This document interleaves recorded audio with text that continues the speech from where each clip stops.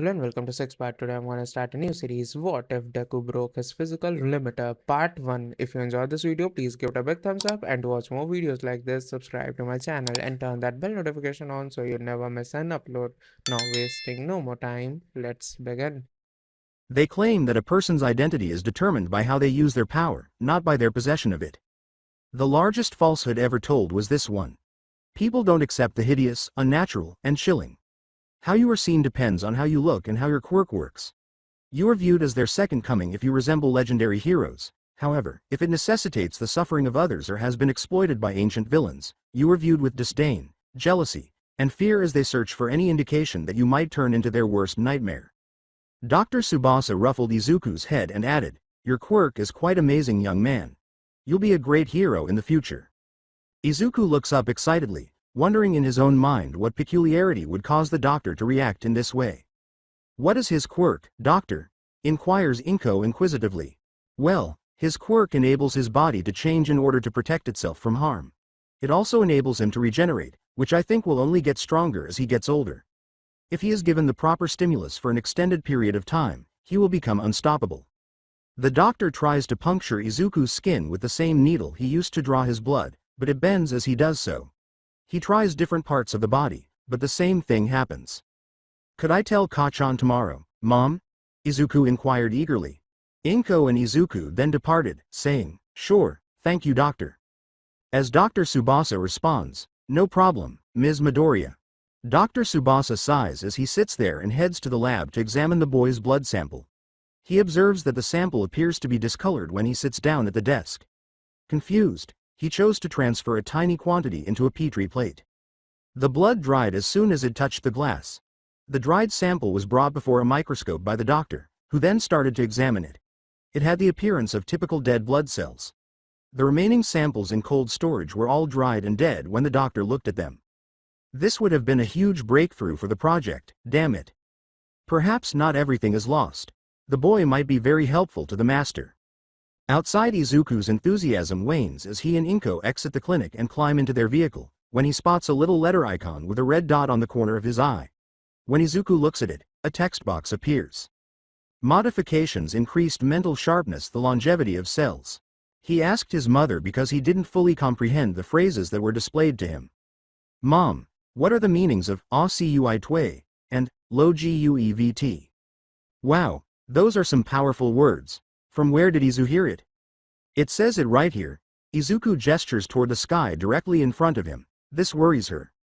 This must be a result of his peculiarity. I ought to seek another opinion. ACUI TI, which indicates how well you are at something, and LONGEV TI, which means how long things last or how long anything survives, are the first two words. That's fantastic, Izu. "Oh, Izu, do you want to go meet Quirk Doctor to know what your quirk actually does?" "Okay."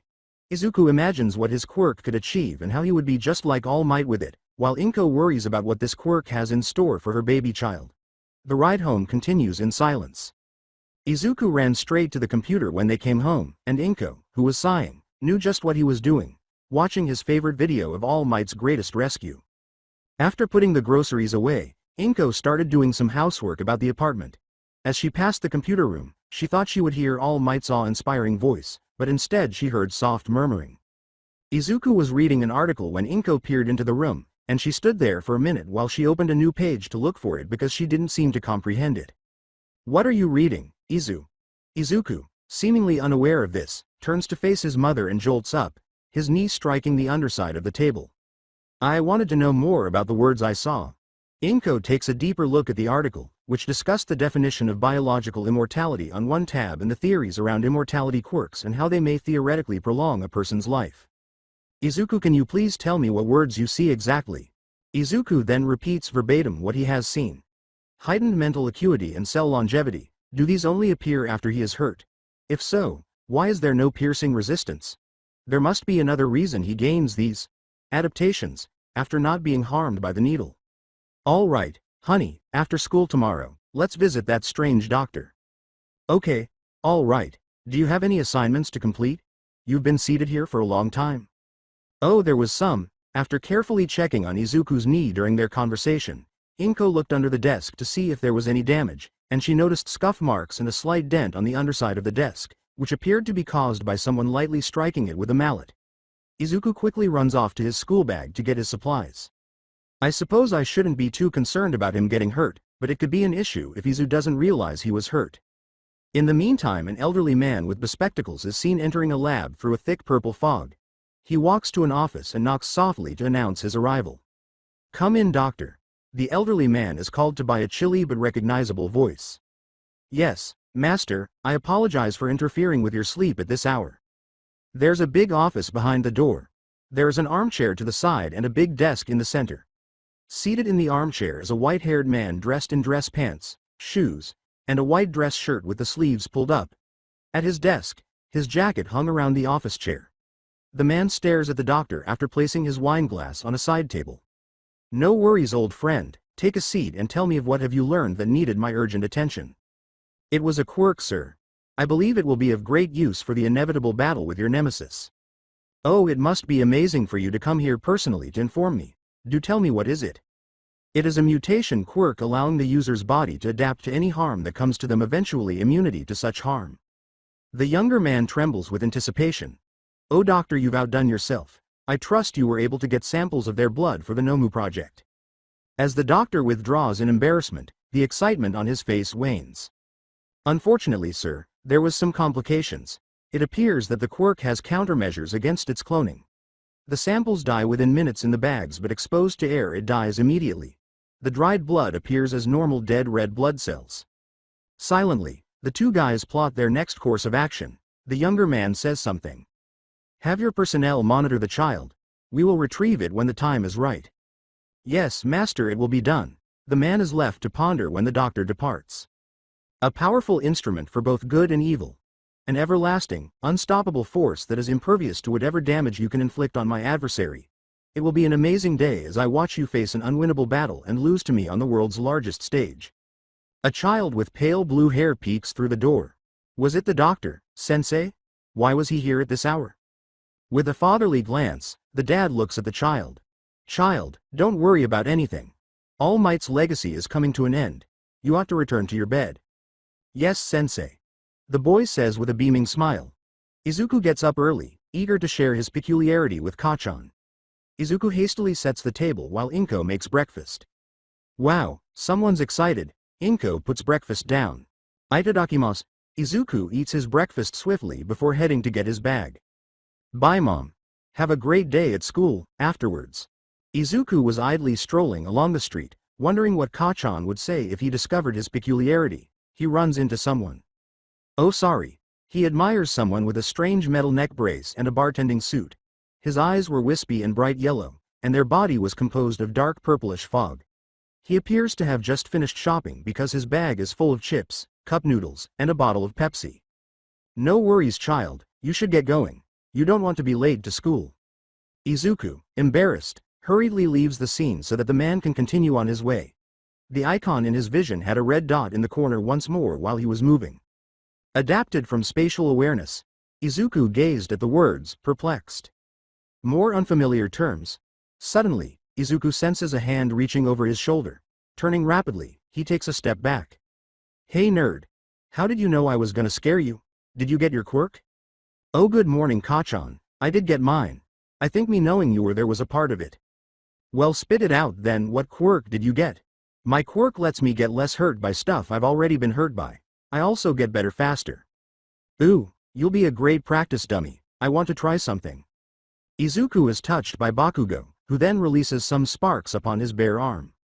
"Ow!" Bakugo removes his hand, exposing red flesh and burn marks that are clearly returning to normal. Izuku started massaging the area to get rid of the soot, and his arm looked like new. "Wow, you really are a practice dummy, an unbreakable one. But Kachan, I can be a hero with this as good as All Might." "Ha, as if. Your quirk can't beat up villains. You'll just stand there and distract them until a real hero arrives." "Kachan, I'll be able to rescue people using it. Who cares about helping people? They can get out themselves. Beating villains, that's what it means to be a hero." As they walk, they keep fighting, leaving onlookers perplexed. Izuku just gets soot on his arm when Bakugo tries to utilize his quirk on him once more. The pair of boys reach their desk. A few of Izuku's peers approach him. Did you receive your quirk yet, Midoriya? Bakugo answers it for him before he can. He becomes a practice dummy because of his peculiarity. Nothing that has wounded him in the past can affect him now. Also, Izuku's arm was hit by Bakugo's greater explosion, which caused some skin to be blown off. Some of the other kids gag at the sight of the healing wound, but this didn't shock them as much as seeing the skin gently stitch itself up, leaving a slowly vanishing scar encircled by dried blood droplets. Kachan, why? Stop being such a whiner. Look, the scar has already disappeared. He glances down at his arm, which shows only a few drips of peeling dry blood, the only sign of the blast. Good morning, class. The kids leap and hastily take their seats. Good morning, miss. All right, so a small birdie informed me that one of you has a peculiarity. Can you identify the person? It's Midoriya, miss. He heals when he gets hurt and the next time he won't be hurt by it anymore. That's a wonderful quirk. Even though Izuku senses that some people are watching him, class goes on as usual. When he looks at the icon, the red dot is once more visible. Adapted kinetic shock resistance. Adapted for heightened eardrum durability. Adapted for heat resistance. More modifications. How can I continue to get them? Throughout the day, he tries to identify a pattern that has helped him adapt. That smoke guy at the store and Kachan are the two people I've touched today. The latter two seem like they might facilitate the use of explosions. I need to confirm. Izuku chose to put his theory to the test while he was making his way home. He notices a small audience watching an all-might imposter perform. At the head of the crowd is Izuku. Now I'll need a volunteer for my next show of strength. How about you, young man? He gestured toward Izuku. He takes a stride forward, is lifted, and is flung several feet into the air. To the excitement of the audience, the mimic leaps up to catch him and lands safely on the ground. He murmurs. Sir, can you tell me what your quirk is? Oh, I just have a minor strength enhancer. Now play along. Ha ha ha. I hope I didn't scare you too much, young man. I can't be scared. I'm going to be a hero like you. The crowd scatters as the imposter laughs. Izuku keeps walking home. His attention is on the icon. Stronger reflexes. Slightly more potent, spatial awareness. Adapted for increased stamina efficiency. Adapted from heightened bone density. Adapted for heightened muscle density. Adapted from higher mental processing. Adapted from mental strain resistance. Adapted for heightened muscle growth rate. Some of the throng must have been moved. There are a lot of them, and the phony all-might must be the source of the quicker muscle growth. Strength? He heads home, thrilled to have discovered the reason for the adjustments. I figured out how the new words look. Mom, really? How did you accomplish that? Izuku starts out by outlining his ideas and the methods he used to validate his theory. Wait, your arm was blown apart by Katsuki. Izuku feels his arms firmer than normal, but Inko swiftly examines them and finds no signs of damage. Mom, it's okay, it was just a small one and it healed quickly anyway, it's fine. Sigh, okay, I'm still telling your Aunt Mitsuki about this and don't run into crowds, you could have gotten hurt. Okay. After eating lunch, the two get ready for their appointment. Are you prepared? Yeah, let's go. To fully comprehend the potential of Izuku's peculiarity, the two of them got into their car and drove off to their appointment. After arriving at the office, which is a decently sized building with a Quirk consultant sign on the front door of the first floor and a Quirk gym close by, Inko and Izuku chatted with the receptionist. Greetings, Mrs. Are you there for the appointment? Midoriya. All right, just follow her. A woman waves for them to come to the consultant's office, which had two couches facing each other, a coffee table with blocks and a doctor's toy on it, a desk to their right with a computer and a few document sorters on its corner, and cabinets on the wall behind the desk that were probably filled with files. Please have a seat, Mrs. Midoriya. The expert sits across from the Midoriyas as they settle into the couches. He smiled politely and introduced himself. My name is Okabe Tsutomu and my quirk is Quirk Mirror. I can copy a quirk by touching someone with my palm. I assume that you're the lucky Midoriya. What have you discovered since you found out about your quirk yesterday? There's a letter icon in the corner of my vision and when I focus on it a list of adaptations pop out. Adaptation are added when I touch someone. So you can copy quirks of those you touch? No, just the adaptations people have which support the quirk. They keep talking about the quirk's specifics. After giving it some thought, the consultant extends his hand. I want to try something. Can I use your quirk, please? My quirk only activates if the person I'm touching consents to their quirk being used. Just say yes if you agree. Yes. Izuku grasps the extended hand. Okabe notices the red dot in the corner of the icon he was referring to. He concentrates on it. Modifications: enhanced mental sharpness, cell lifespan. Eye awareness, resistance to kinetic shock, enhanced durability of eardrums. Resistance to heat, increased reflexes, enhanced efficiency of stamina. A higher density of bones, a higher density of muscles. Enhanced cognitive function, resilience to mental stress. A higher rate of muscle growth, immune to quirk strains. I just got one from you, sir. It's Kaie, quirk strain immunity. Okabe becomes confused as he considers this. He had never felt quirk strain when using someone else's quirk, much less his own, so that made sense. He begins by outlining the potential consequences for Izuku of these changes. The most startling was the possibility of cell longevity, which might grant him biological immortality and possibly complete immortality due to the adaptive aspect of the quirk. Midoriya, can you sit by my side and Miss Midoriya pick up one of the blocks and throw it at me? Izuku gets up and sits next to Okabe. To indicate that he is ready, Okabe nods and closes his eyes. At the vacant seat on the couch, Inko tosses the block gently to Okabe's left. Okabe opens his eyes and swiftly catches the block with his left hand as it approaches the couch. So that's how that feels. One more test, throw it one more time. He releases Izuku's hand, and Inko does it again. He raises his hand in the block's trajectory. After colliding with his hand, the block loses all of its speed and tumbles directly onto the table, bouncing off the other blocks. He whispers in shock. Is it permanent? He gathers himself. Midoriya, can you tell me who you got these adaptations from? Izuku started by describing his sources for his adaptations, including his mother, Dr. Tsubasa, Kachan, fog people, unidentified individuals in a throng, an all-might imposter, and ultimately the consultant himself. Okay, I think I can summarize his quirk. It is a quirk which allows his body to adapt so that it is no longer affected by a harmful stimuli and has the ability to copy adaptations of other quirk users by touch. Okay, I'll remember that. Oh, you have yet to record your quirk into the system. I have a suggestion if you wouldn't mind. What is it? Don't put the full description of the quirk into the system. Why? I've had people I've consulted go missing after coming here. I don't know if this is the work of quirk supremacists or the Hero Public Safety Commission, but I do know they have access to the full undoctored quirk registry. I suggest you put only part of it in, mainly the adapting from harm along with minor regeneration. Name the quirk reactive mutation as to not cause suspicion. This might not keep all surveillance off you, but you'll be lower on their list. Izuku's expression is bewildered as she waits for Inko to decide, while Inko's looks frightened. I'll keep that in mind, Tsutomu-san. Izuku and Inko get up to go.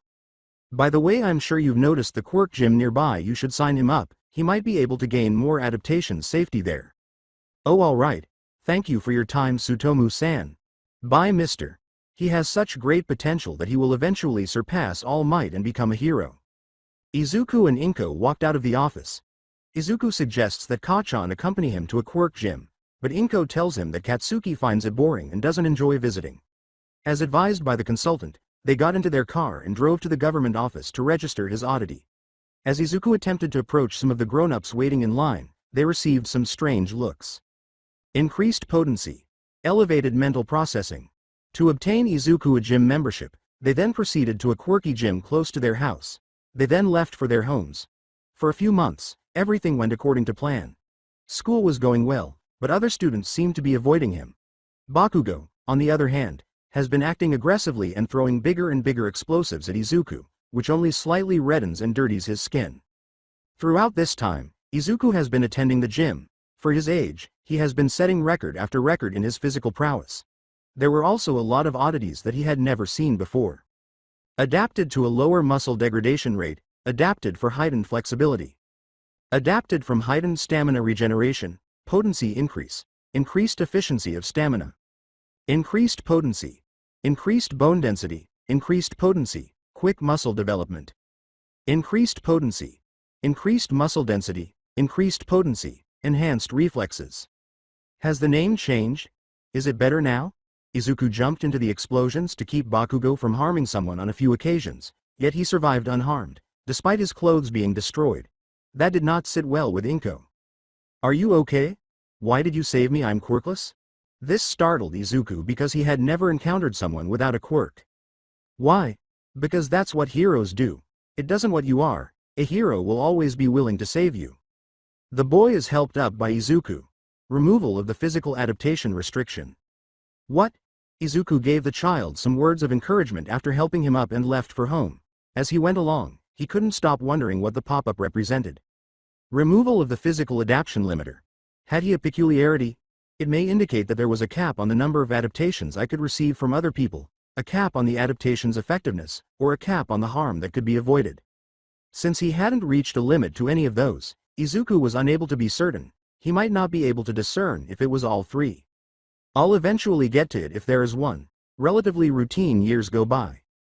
He was able to lift every weight in the gym with reasonable ease, making him the strongest person there. However, that's not saying much because the total weight of all the weights in the gym is about 5 tons. In order to continue progressing, his trainers advised him to attend better-equipped gyms, but he refused since they were too distant from home, and he has been stopping by to support and assist the more recent members in their training. He had made good use of his time there. Photographic reflexes.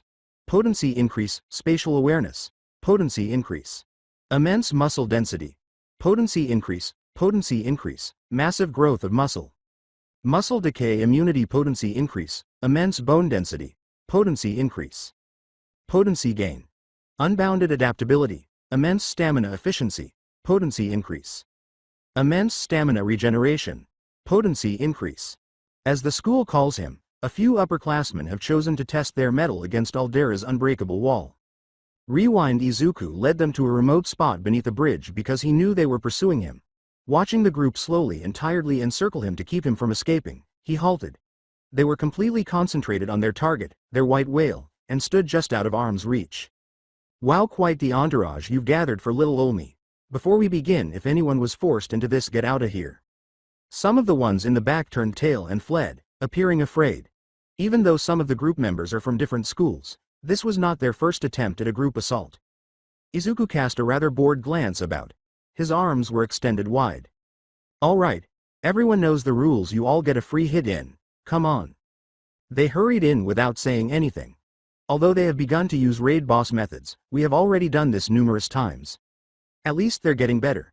Despite my training and adaptability, my body seems to develop normally for a toddler, making me small enough that only 3 people can interact closely. They had a good plan. But not up to par. They lay there with soiled garments and injured bodies after a few minutes, and it was over. They no longer challenge me, and they don't even make my adaptations more effective. In the beginning, Bakugo had participated in some of these fights, both with and against me. Don't need those extras to kill you, bait, is what he and I say, so he immediately stopped participating. I allowed him to exhaust himself, and although the adaptations he gave me were getting stronger, their names haven't changed like the others. Since the first time in Aldera Elementary, he has never really been able to harm me. Izuku's school had been going well. He consistently placed at the top of the academic rankings, but he never paid much attention in class, which enraged the professors to no end, but they were unable to stop it. After the results day, Bakugo wanted to throw up as usual. Apart from it, life was typical until an odd incident occurred one day. He never imagined it was feasible. He had a vivid dream one night about a white-haired, red-eyed man in a suit standing by him in a nothingness. Rewind. Kurogiri, are you prepared? Yes, master? The white-haired man enters a dark purple gateway that leads to a child's bedroom. He puts his outstretched hand on the child's head. Subsequently, he discovered himself in a shadowy emptiness surrounded by orbs that symbolized his peculiarities. He then turns to face the child who was floating calmly, and as he approaches him, some of the nearby orbs suddenly rush to him and start circling him. He disregarded this, thinking it had no bearing. He noticed that his own quirk was starting to fade from his palm and into the boy's when he was close enough to touch him. The quirk slowly tears in two when he attempts to pull his hand back. Even though this hurts him a lot, he keeps pulling since he doesn't want to lose more than he already has. Evac. Kurogiri. All for one teleports back to base through a dark purple gateway that opens beneath his body. Along with several of his quirks not accompanying him, he observes his separated quirk transfer into the boy. He opens his eyes as he lands and struggles to communicate. Call. The doctor. After a few minutes, the doctor shows up and takes his master to the lab after assessing his condition. He is put in bed while equipment is connected to him to track his health. Bring me the backups. To regain the oddities he lost, All for One places his hand on Kurogiri portals in a lump of flesh. His heart sinks as he tries and attempts again. He examines himself to determine the extent of the harm. The sphere that symbolizes his peculiarity was broken and much smaller. It appeared to be around 1/5 of its former size. He glances over the other orbs. Fortunately, there are only 20 remaining. Nothing very significant, save from some of the more potent oddities, and the peculiarities of the earlier users have vanished. Until he could safely use the other quirk, he was aware of the actual consequences of the separation. It's unfortunate, but he can't live without it. Master, did you retrieve your quirks? No, doctor, that quirk is a different beast. Now with most of all for one taken by it, there's no telling what it would allow that boy to do. He must be brought to our side. Izuku wakes up the following morning exhausted and with a pounding headache that goes away soon. When he opens his eyes, he sees several pop-ups. Procedure to avoid quirk removal activated, releasing the intruder. 90% not finished, storage, whole, incorporation. Error, integration in part, achievement. Unlocking quirk storage, so it wasn't merely a dream. Above the envelope, he notices an emblem of the letter Q in the corner of his eye. He concentrates. Sense of danger, impact recoil, swim, booster kinetic. Intense strengthening agent, mental processing in 2s. Detector of lies, odd sight, revival, all section Oro %E. Who was interested in stealing my quirk? Is that even feasible? What would cause a protocol to activate, then? Do further procedures exist? Do they only come on when anything threatens my quirk? Before attempting to take mine, did they steal these peculiarities? His mind was filled with questions. Attempting to understand this new aspect of his peculiarity, he starts flying off his bed without realizing it.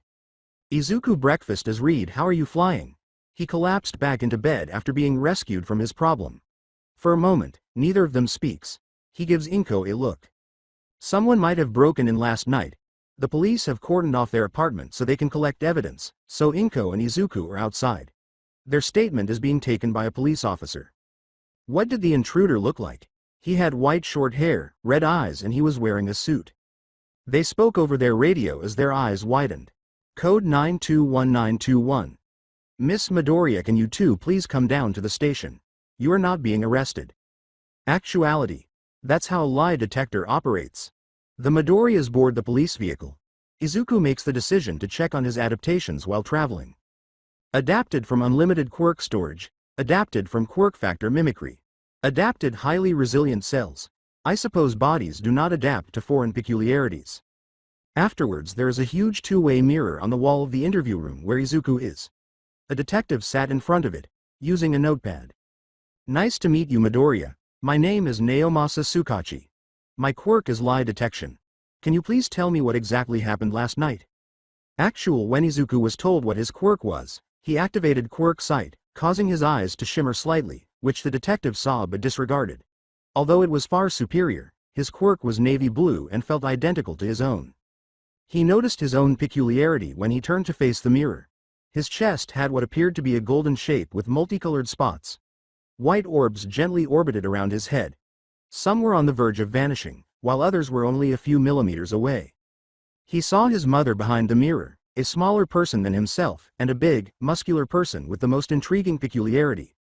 Although it appeared to be pressing on the person's flesh, his peculiarity was similar to his own golden silhouette. His body was encircled by 6 orbs. He turns to face the detective again. I was sleeping when I appeared in a void floating. The intruder was standing a few feet away from me with floating orbs around him. Some of the orbs flew towards me and began orbiting around my body. As the man got closer, he tried to place his hand on me, but emerging from it was a dark red and black orb. He tried to pull away, but the orb resisted. He pulled until he ripped it apart and I fell unconscious. True. After taking in the facts, the detective remained silent for a while. Did they harm you in any way? Before responding, Izuku pauses and turns to face the mirror. Are the 2 individuals accompanying my mother trustworthy? True. This startled the detective. I trust them with my life. Actuality, would you be able to call them in? After a minute, the detective returns after agreeing and going to fetch them as Izuku observes through the walls, following their peculiarities. All Might. Izuku was thrilled to meet All Might at last, but he calmed down when he realized how serious this situation was with All Might there. I'll presume you are aware of who our top player is. The alternative is. Am I a dog, a mouse, or a bear? No, I'm Nezu, principal of UA. Actuality, he extends his hand. Izuku gives it a shake. Adapted from heightened brain nerve density. To reiterate the point, were you harmed by the intruder? Izuku turns to face his mother, and Inko's eyes enlarge with acceptance and insight. Before I need to explain my quirk, it's called reactive mutation. It changes my body to be less affected by all harm, and it comes with a healing factor. True. Midoriya, your quirk is great, perfect for a hero, but what does this have to do with what happened? The investigator inquired. My peculiarity goes far beyond defense. In the corner of my eye, I saw a user interface with an envelope icon. A screen with adaptations appears when I focus on it, but they are limited to the ones I have acquired via touching other people. This astonished all three of them. Nezu says, "Did I give any to you?" "Heightened brain nerve density is what I got from you, sir." Nezu takes a seat back and ponders. Izuku went on. "This leads me to this morning, when I saw a number of pop-ups. The quirk removal prevention protocol was engaged for the first read. All for One had been making moves, and that had verified it, and the three felt a surge of fear. It was followed by disarming, which stopped at 90%, then storage, which was complete, integration, which failed, and it tried again with partial integration, which succeeded, and one final pop-up which stated quirk storage unlocked. True. Another peculiarity that was impervious to it and a danger to All for One was the fact that All for One had made a blunder, a huge miscalculation that he could never have predicted. Amusing storage? Did he give you any peculiarities? Nezu inquired. I believe I did. Let me write it down for you. Strangeness, danger sense, recoil, impact, swim, kinetic enhancer. An enhanced strength, computer-based dual processing. Lie detector, odd sight, revival, all or 0% E. I assume the last one is from the intruder, as I saw him rip his quirk apart. True. This was a revelation. Not only did he not succeed in obtaining the quirk, but the meeting probably left him considerably weaker, and he even had one of the peculiarities of the earlier users. Who broke into my room last night, do you know? Despite knowing that my quirk was not taken, you folks have been making faces. Yes, young Midoriya, we do. All for One is the name of the man who attempted to steal your quirk, much like his own. Time has forgotten his real name. Using an unidentified longevity quirk, he has existed from the beginning of oddity. Since he took office all those years ago, he has controlled the criminal underground. His attempt to steal your peculiarity indicates that he is already getting ready for our meeting. Izuku nearly refused to accept it, but the evidence, a list of peculiarities of strangers, was there in front of him. Mrs. Midoriya, I believe it would be best if you both be moved into UA for the foreseeable future. How would Izuku attend classes? Will heroes accompany him? That would be inefficient as it wastes manpower, and I believe he would soar further under my personal tutelage. The staff at the esteemed academy feels a strange shiver. Oh no, he's found a successor, returning to the station. After giving it some thought, Inko agrees to ensure Izuku's safety. All right, both of you can rest in the employee lounge while I get things ready. Nezu gives them instructions to carefully maneuver to the lounge without separating them because Izuku's quirk is not fully known.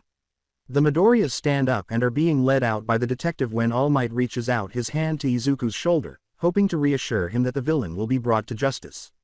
As his hand touches Izuku, both of them pass out. All Might was apprehended by the detective while Izuku was being held by his mother. More lucid than before, Izuku awakens in the emptiness and looks around, discovering All Might. Did All for One see this?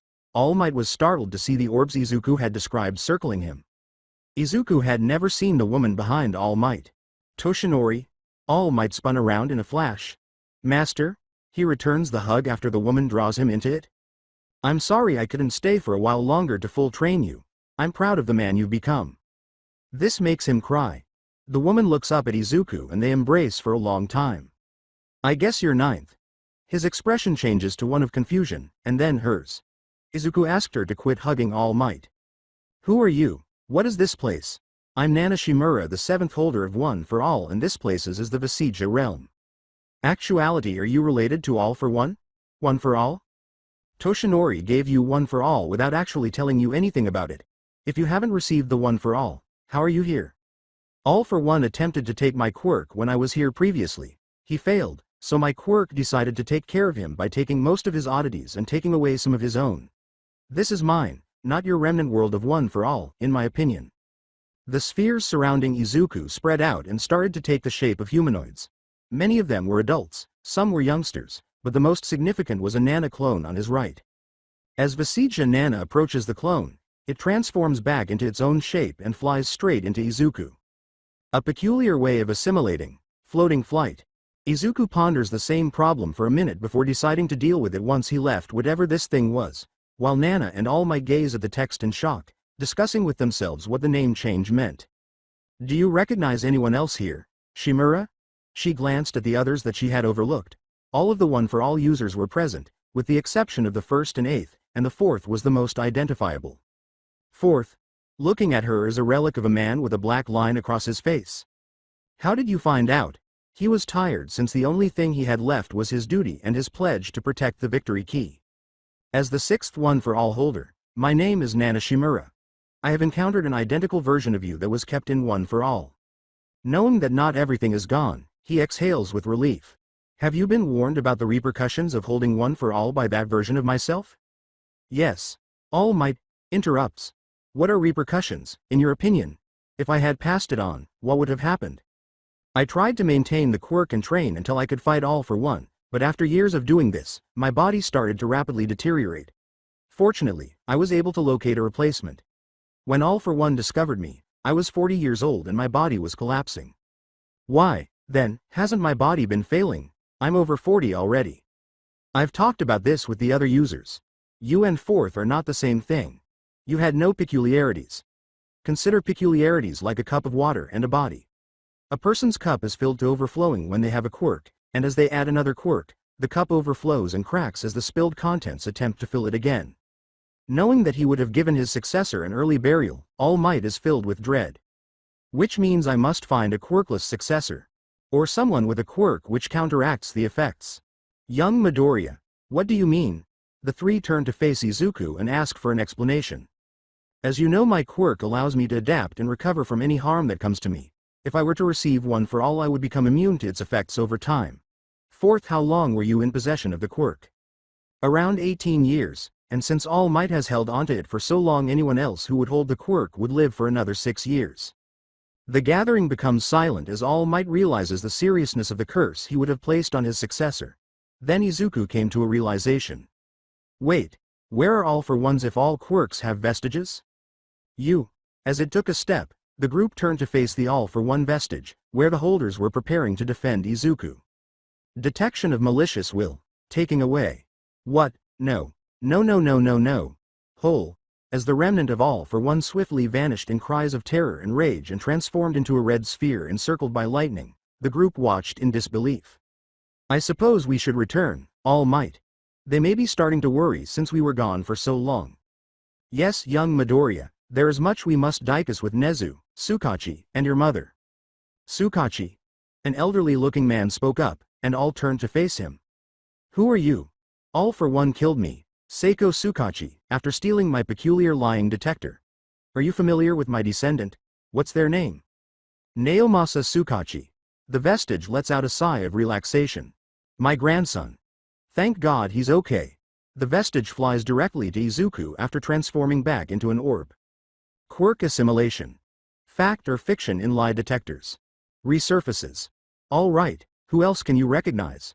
They revert to orbs and circle Izuku, having tried in vain to elicit a response from the other vestiges. All right, I suppose this is our last stop. I hope that having me here has given you the opportunity to have a private conversation with All Might. I hope so too. Izuku opens his eyes to see Inko clutching his hand while he was lying on the couch. When she notices this, she hugs him. Izu, are you all right? What was done to you by All Might? He didn't do anything, his quirk is just weird. Izuku gazes at All Might, who is unconscious. He ought to have awoken simultaneously. This is short-lived, as All Might awakens and slowly sits up, his expression solemn. We need to get to UA. Nezu leads Tsukachi and the Midoriyas to a car right away, and they depart for the nation's most esteemed hero school. When they reached UA's entrance, a tall, bespectacled guy with green hair and 3 yellow streaks wearing a gray suit stood at the gate. Accompanying him was a short elderly man wearing a black domino mask and a yellow and white hero outfit. The sight of him makes All Might shudder a little. All Might exits the vehicle to meet them as it comes to a stop. Mirai. Torino-sensei, why are you here? I ain't got a clue. This oracle barged in and told me to come with him and that it was important. A fact, does it function the same way? Something has to be different. All Might, why are those two here? These are the Midoriyas. They had encountered him. We need to get inside. Mirai remains mute upon seeing All Might's unusually solemn expression. The gathering is then led by Nezu to a safe meeting space. While they were strolling, Izuku recognized the tall man. He was Sir Night-Eye All Might's sidekick, also known as Mirai Sasaki. Everyone except All Might sat down in the meeting room, and he started. I think it's best we start from the beginning, Detective. For possible quirk theft, Sukachi recalled the moment he was given the code. Nezu and All Might corroborated him as the story progressed. The Midoriyas were about to leave the room when All Might had tried to touch Midoriya's shoulder. After which they both passed out. Midoriya and All Might should continue as even Nezu and I don't know what had happened. The two then described to the others their experience in Izuku's quirk realm. All Might and the detective who verified the veracity of his statements stood behind him. Particularly Sukachi, who has confirmed that his grandfather died to defend them, was rendered speechless by the group. Mirai was thinking about Izuku's perplexing but potent idiosyncrasy, while Torino was overcome with emotion at the thought of Nana remaining with them in spirit form. Mirai is the first to speak. What quirk and adaptations do you currently have? Can you list them out? As he filled out the list, Izuku was granted access to the projector's computer. Strangeness, Danger Sense, Recoil, Impact, Takeoff. Kinetic Enhancer and Enhanced Strength, Computer-Based Dual Processing. Reality or Fiction, Odd Sight, Revival, All or O%E. Modifications, Enhanced Mental Sharpness, Cell Lifespan. Eye Awareness, Resistance to Kinetic Shock, Enhanced Durability of Eardrums. Resistance to Heat, Imagery, Reflexes, Exceptional Efficiency and Stamina. High Density Bone, High Density Muscle, a vast amount of mental processing. Resilience to Mental Stress, Increase the rate of muscle growth. Immune to quirk strains, Muscle decay resistance. Amazing adaptability, Massive regeneration of stamina. A limitless storage of quirks, Mimicry of the quirk factor. Excellent cell resilience. A higher density of brain nerves. The gathering stares in disbelief at the projection. Based on their observations, this boy possessed sufficient firepower to potentially defeat All Might by alone. Additionally, as he continues to acquire more and more powerful adaptations, he would be an ideal counter to any adversary. Among the adopted peculiarities, Nezu was particularly interested in fact or fiction. There are agents from Midoriya, all for one in the HPSC. Fact. Fact, I knew it. Another comment is flung out while the other sits and considers the facts. All for one has been weakened by his encounter with Izuku Midoriya. Fact, Sukachi started jotting these down in a notebook. All for one has known of Izuku's quirk as soon as he received it. Fact, that is concerning. The MLA has been disbanded since the capture of Destro. Fiction, the heroes pinned All for One's location to the outskirts of Japan on the uninhabited island of Hashima, and they were given permission to excuse themselves during the meeting. The Midoriyas leave to rest while the heroes continue to discuss the upcoming raid. This goes on for the next few hours as the heroes get confirmation on some of their suspicions in the ambiguous results of previous villain encounters. That bastard may be weakened, but he could have an ace up his sleeve we can't predict. He won't have the opportunity to utilize it. The idea is to encircle the island and apprehend any fugitives we come across. After Midoriya finds All for One, All Might enters the picture. He incapacitates him with his most potent assault. I'll check to see whether there's still permission to kill him. All Might as a precaution, I think you should pass on One for All. Although I am unsure of the boy's character, I would suggest him. If it comes down to it, he might have the best chance of defeating All for One. Toshinori, what did Nana say to you before you woke up? She said she felt the hold of One for All my body had was weakening, being drawn to young Midoriya and to trust in the will of One for All. We have a week until the raid, get to know him and make your decision. All Might lies in bed at night, his palm on his stomach, thinking about the choice. The meeting came to a conclusion, and the heroes went back to work. What do I do, Master?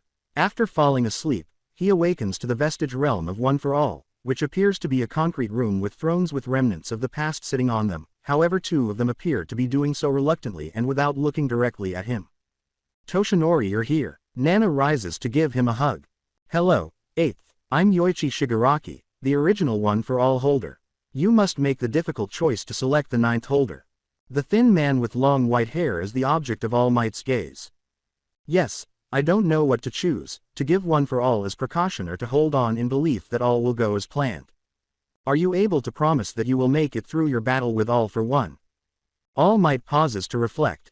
No, Therefore, the decision is clear. Examine Midoriya to see if he is the best option. If he isn't available, you'll need to find someone else who is eccentric to replace him. Every Might nods. Our ill-fated meeting with my brother is now approaching. It has reached singularity since that boy's peculiarity and one for all met. We've all decided to let you use our peculiarities. The ramifications of this make All Might's eyes expand, and he bows in thanks, realizing that he would be able to use all the eccentricities of the previous users. Thank you. Tomorrow, when you meet with the boy, enter his quirk realm, we will teach you there. All Might got up and put on his super suit to do some morning patrols, expecting to feel different, but he felt exactly the same as he had the day before.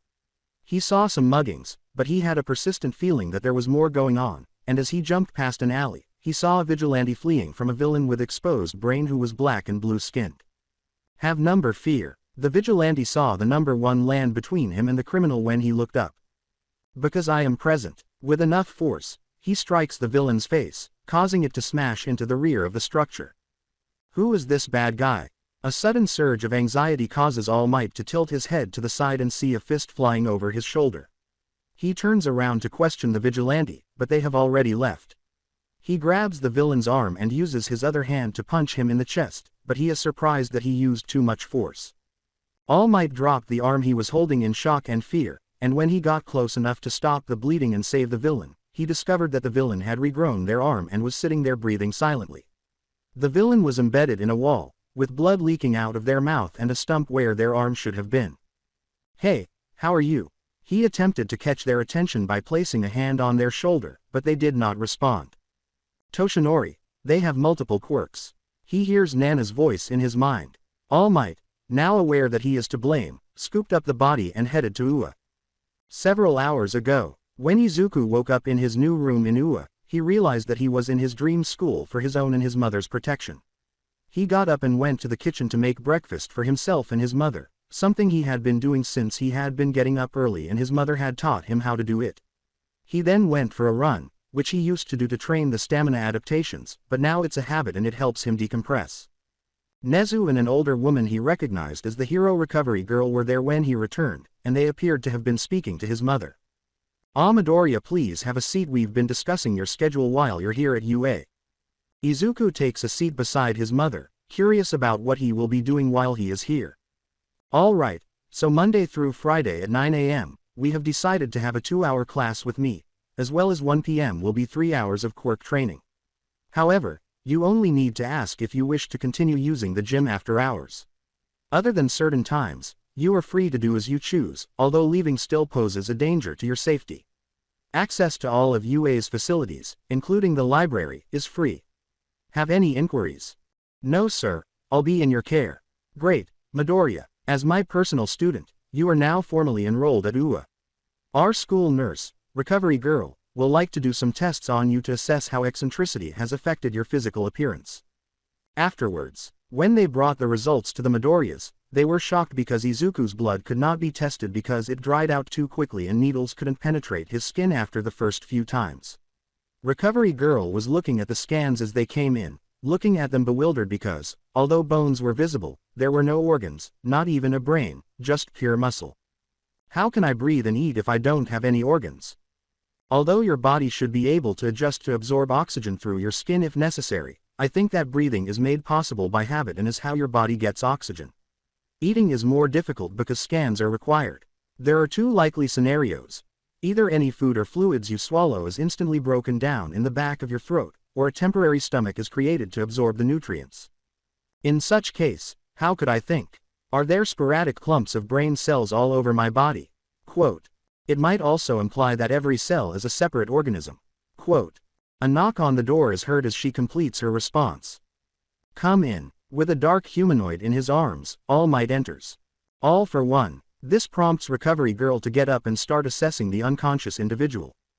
You should leave, this will take a while. The 3 go, and All Might asks Izuku to accompany him to the gym. Izuku accepts, but he has to go get his gym attire first.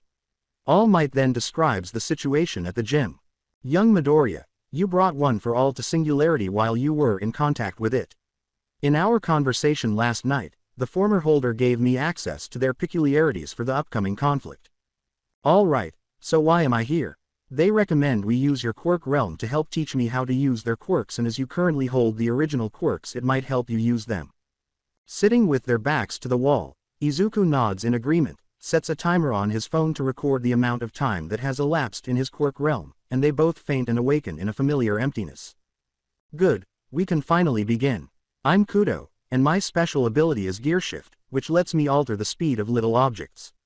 With One for All's assistance, it ought to have grown in size and speed. The second user whistled as he looked around the gym while All Might had his eyes wide and mouth open. Izuku was thinking about the quirk and how inadequate the void was for training because it requires small objects to work. As he was thinking that, he felt a surge of energy that turned the void into the gym where he used to train. It was quaint but had everything they needed. Well, that's convenient, let us begin. All Might trained with the quirk for the next 2 hours, firing small steel balls at hypersonic speeds like a railgun, until they discovered that they could use it on their own body to temporarily increase speed while performing a target range. Incorporated Gear Shift appeared on a TV screen with a ding. After hearing from Nana about the boy's quirk, Kudo looks at the screen curiously. An orb flies out of Izuku and changes into Kudo. The clone is confused to see a clone of himself with 2 strangers. He prepares himself and fires small knives at the 3 of them. All Might tries to stop the knives, but they vanish into particles as they approach him. Kudo backs off and inquires after seeing this clone. Who are you people? How come one of you resembles me? I am you, or at least a version of you in One for All, which is why I look like you. The child is Izuku Midoriya, whose quirk realm you are now in, while the large guy is All Might the 9th holder. Kudo stops to process the information. Why am I here, then? When the knife meant to strike him failed, the last thing I saw was All for One's hand on my head as he took my quirk. Izuku speaks forward, and Vestige Kudo is disappointed to learn how his plan to overthrow All for One's rule has failed. All for One erred in attempting to take my oddity, which is why you are here. He was taken here when he attempted. You managed to get away from him while he hung on to Gear Shift for decades. All for One is then free of his peculiarities. Why don't we pursue him while we're standing here? All Might responds. It's been a couple decades since you died away because things have changed. I have been given the 8th holder of One for All. To bring him to justice, we train. Thanks to a quirk that young Midoriya stole from him, we know where he is. In a week, we intend to raid his base. Quirk Kudo takes a moment to compose his words. You make certain to murder him. Keep his body visible at all times. The defeat of that beast has always been the goal of One for All. Hopefully, our mess won't need to be cleaned up by the 9th. The TV starts on again as he travels back to Izuku and returns to an orb. Assimilated quirk. Manipulation of gear shift velocity. Vestige Kudo laughs as he watches the TV. One hell of a quirk. Afterwards, when All Might and Izuku opened their eyes in the gym, Izuku stopped the timer on his phone at 15 minutes after they had been in his quirk realm for about 2 hours. The time dilation was 1 minute in the real world to 8 in his quirk. Izuku then picked up a rock and attempted to activate his new quirk, but it wasn't as good as it was in the quirk realm.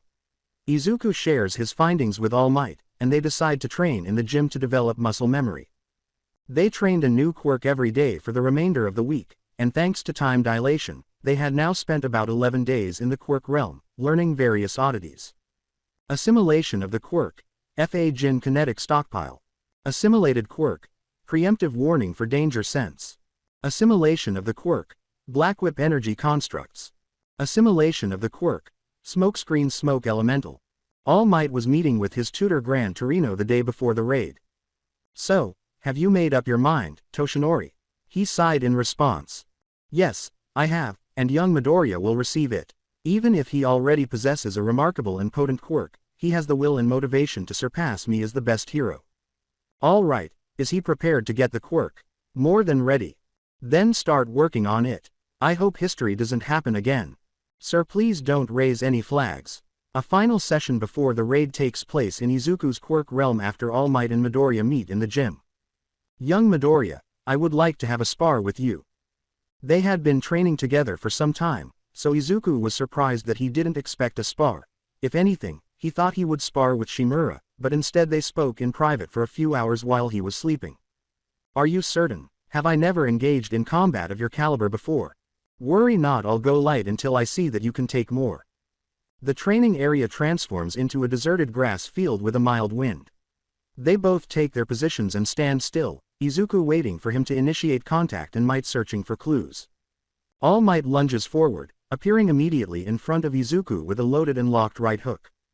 Izuku blocks the blow by crossing his arms, but before he can counter, another hook comes from the left, and he blocks it again, taking him 8 steps back.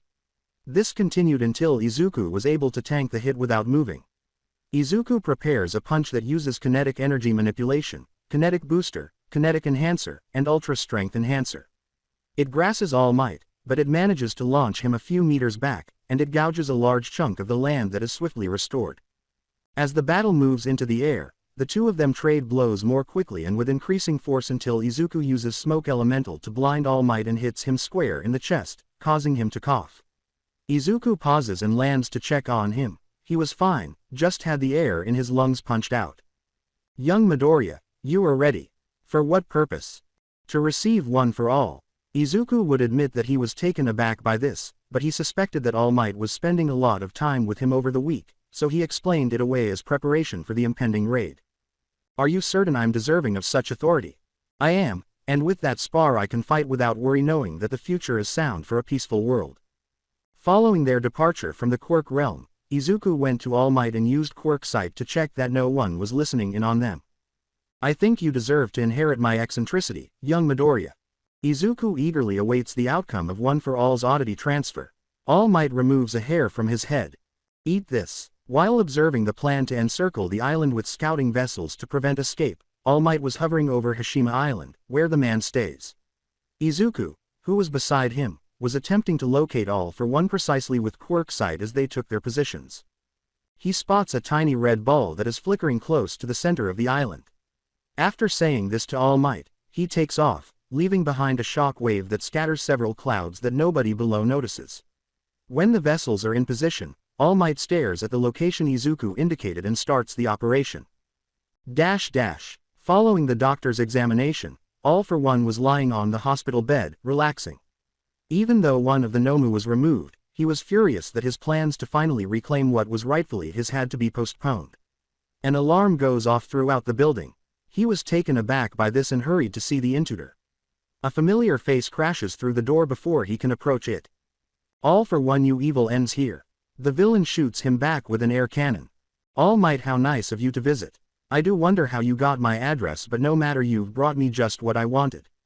With a speed quirk, All for One dashes to the hero and uses spring-like limbs to bolster his strength and punch him. All for One uses float and gear shift to launch himself at high speed and punch All for One, who uses some body enhancers and spear-like bones to hurt All Might on impact. This causes a hole to blow through the facility into the open air, and All for One flies above All Might, boasting his superiority. Then, not expecting the punch's power to overcome his peculiarities, he is pushed back a few meters in the air. He glances down, expecting to see All Might, but instead he gets punched in the head, which sends him flying to the ground. Dazed, he wakes up and looks up to find All Might, like her, in the air. Impossible. His face was plastered with that angry smile. He dodged it and flew back up to retaliate. This back and forth goes on, with both of them striking each other with black whips, which seems to neutralize the majority of All for One's strikes. What's wrong, All for One? You'd usually be boasting how much more powerful you are. You know nothing of power. Even with Black Whip's assistance, All Might took more blows than he had previously, making the battle more fierce. Offshore, clouds are being pushed away by lightning and dark beams. They came to a halt as All Might used half of the power gathered from Fa Jin and the power of gear shift to land a hit that sent a foe into a crater in the ground. As All Might slowly drifts down with his cape billowing behind him, he bloodied fights to get up. It's time to give up. This is All for One. You're right, I give. A foe's hand changed into a blade and attempted to stab All Might's heart, but All Might moved, causing it to go into his stomach instead. His arm, now embedded in All Might, changed into a large barbed mass and used mutilation to increase the damage and ensure that his organs were crushed. Black Whip stopped him before he could pull his arm out, keeping it in place to stop the bleeding. All Might collapsed onto the floor, his transformed arm and shredded organs still inside him. All for One let out a guttural laugh. You idiot, ha ha ha ha ha. Why would you ever believe anything I say? You will perish at my hands, just like your beloved lord did. Black tendrils appear around the wound to cover it up, leaving part of the arm exposed. All Might is silent, his signature smile gone, and his face as blank and expressionless as he vanishes from view. All for One was too stunned to move because All Might's hands were already around his head when he saw him, and that blank face conveyed nothing but All Might's focus on his task. He saw the face that would haunt him for the rest of his life. He struggled and clawed for freedom using every eccentricity in his arsenal, but to no avail, as every attempt was thwarted by black tendrils. Crack, squelch, thud, All Might collapsed on his knees, staring at this blood-covered, brain matter-splattered hand, the top of his head crushed, the remainder of his body falling limp to the floor as blood dripped into the soil below, and he had finally exacted revenge on his master. It was gratifying to see Gran Torino arrive at the scene and discover All for One's body, but he had little time to waste because blood was dripping between the black tendrils as he lifted All Might to safety. All for One's body was gathered and taken to a morgue at Jakku General Hospital to prevent public suspicion of the presented story. The Midoriyas were permitted to leave the school, but they were still required to remain there because All for One's underlings are still active. Fortunately, the fight took place on an island away from the public's prying eyes, and a false narrative was created to conceal the island's destruction. In the meantime, the doctor was looking at the stasis pod containing All for One's body in a lab beneath Jakku General Hospital with a sad and angry expression on his face. How had All Might found their base on that island? How had he managed to overcome his great master? Well, he can help him, he just needs more material. If only he could have used that boy's quirk, his master would have been unstoppable. Kurogiri. Yes, doctor. Bring Izuku Midoriya here in anti-quirk handcuffs after you locate him. He is necessary to get our master well again. The doctor is left alone in front of the pod once more as Kurogiri vanishes into his portal.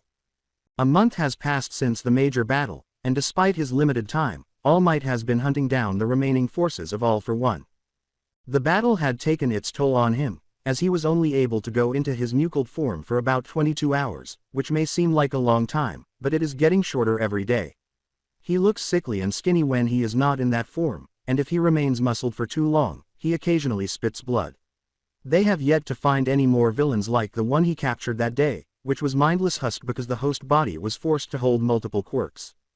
All Might had a press conference announcing his impending retirement, which caused a stir, but he calmed them down by saying he will still be on the job for the next 10 years to give more heroes time to take his place. Izuku was out after dealing with another group of skirmishers on his way to the store to get some snacks. He kind of missed their little skirmishes, even if they are boring. Even if my time is running out, I have faith that by serving as a reminder, future heroes will emerge to outdo me and go even farther. Plus Ultra. Hero Society was greatly impacted by the speech, and many heroes who heard it were inspired to do more and leave their mark on history. Izuku knew something was going to fly at his neck as he was passing an alleyway when preemptive warning went off. He ducked, but a portal appeared behind him, and a metal shackle closed around his neck. He reached up to take it off, but he fainted, and before he could hit the ground, a portal opened, and he fell into it. A few bystanders started calling for heroes and police to help, and when they arrived and started gathering witness accounts as the scene was being examined, they discovered nothing but a bag of snacks that had fallen, and the child's appearance was forwarded to heroes to enlarge the search area. In the meantime, Inko was doing some housework. Izuku ought to have returned by now. Did the other children fight with him again? With a stern expression on her face, she opened the door to Nezu after hearing a knock. Inko, Izuku has been taken. Shocked, Inko sits down on the couch. Who? We believe it was All for One's closest aides as they would have been the only ones to know of his condition. As Nezu attempted to console Inko, a flood of tears started to pour out of her eyes. Don't worry, All Might and numerous other heroes are already out seeking. Soon, we'll locate him safely. Quote. Below ground. As a last resort, the doctor tried pumping the boy's blood into his master's pod, which saturated the nutritional liquid and made it opaque. After a few seconds, the liquid drained from the pod, revealing a fully healed but unconscious All for One. The doctor tried studying the boy's DNA, but progress is slow because every sample decays too quickly to get anything substantial. He also tried studying the boy's skin cells, but the results were the same. The doctor looked in disgust as the last tendril snapped and the pieces of flesh splattered on the cold ground. The wound on All for One's head and arm slowly closed and healed over, but blood was slowly pooling in his mouth. The doctor was amazed by the sight of the healed FLRSH, but he had forgotten one small detail: the boy's quirk was ravenous. As All for One's body started to seize and shackle, knocking over the table, the top of his head and his right arm started to slowly and painfully rip themselves off, with muffled sounds of pain coming from his mouth. The doctor turned back to the lumps of flesh, which had merged and grown significantly larger. He watched in awe as it writhed, changed, and grew into a perfect replica of Nana Shimura in her hero costume. She looked around in surprise at her hand, then at the doctor, and when she saw that Izuku had passed out, she punched him, sending him flying into the wall. As he lay there, a black sludge poured out of his mouth, and the doctor was teleported away along with the body of All for One. She looked around again and saw numerous variations of the monster All Might had fought.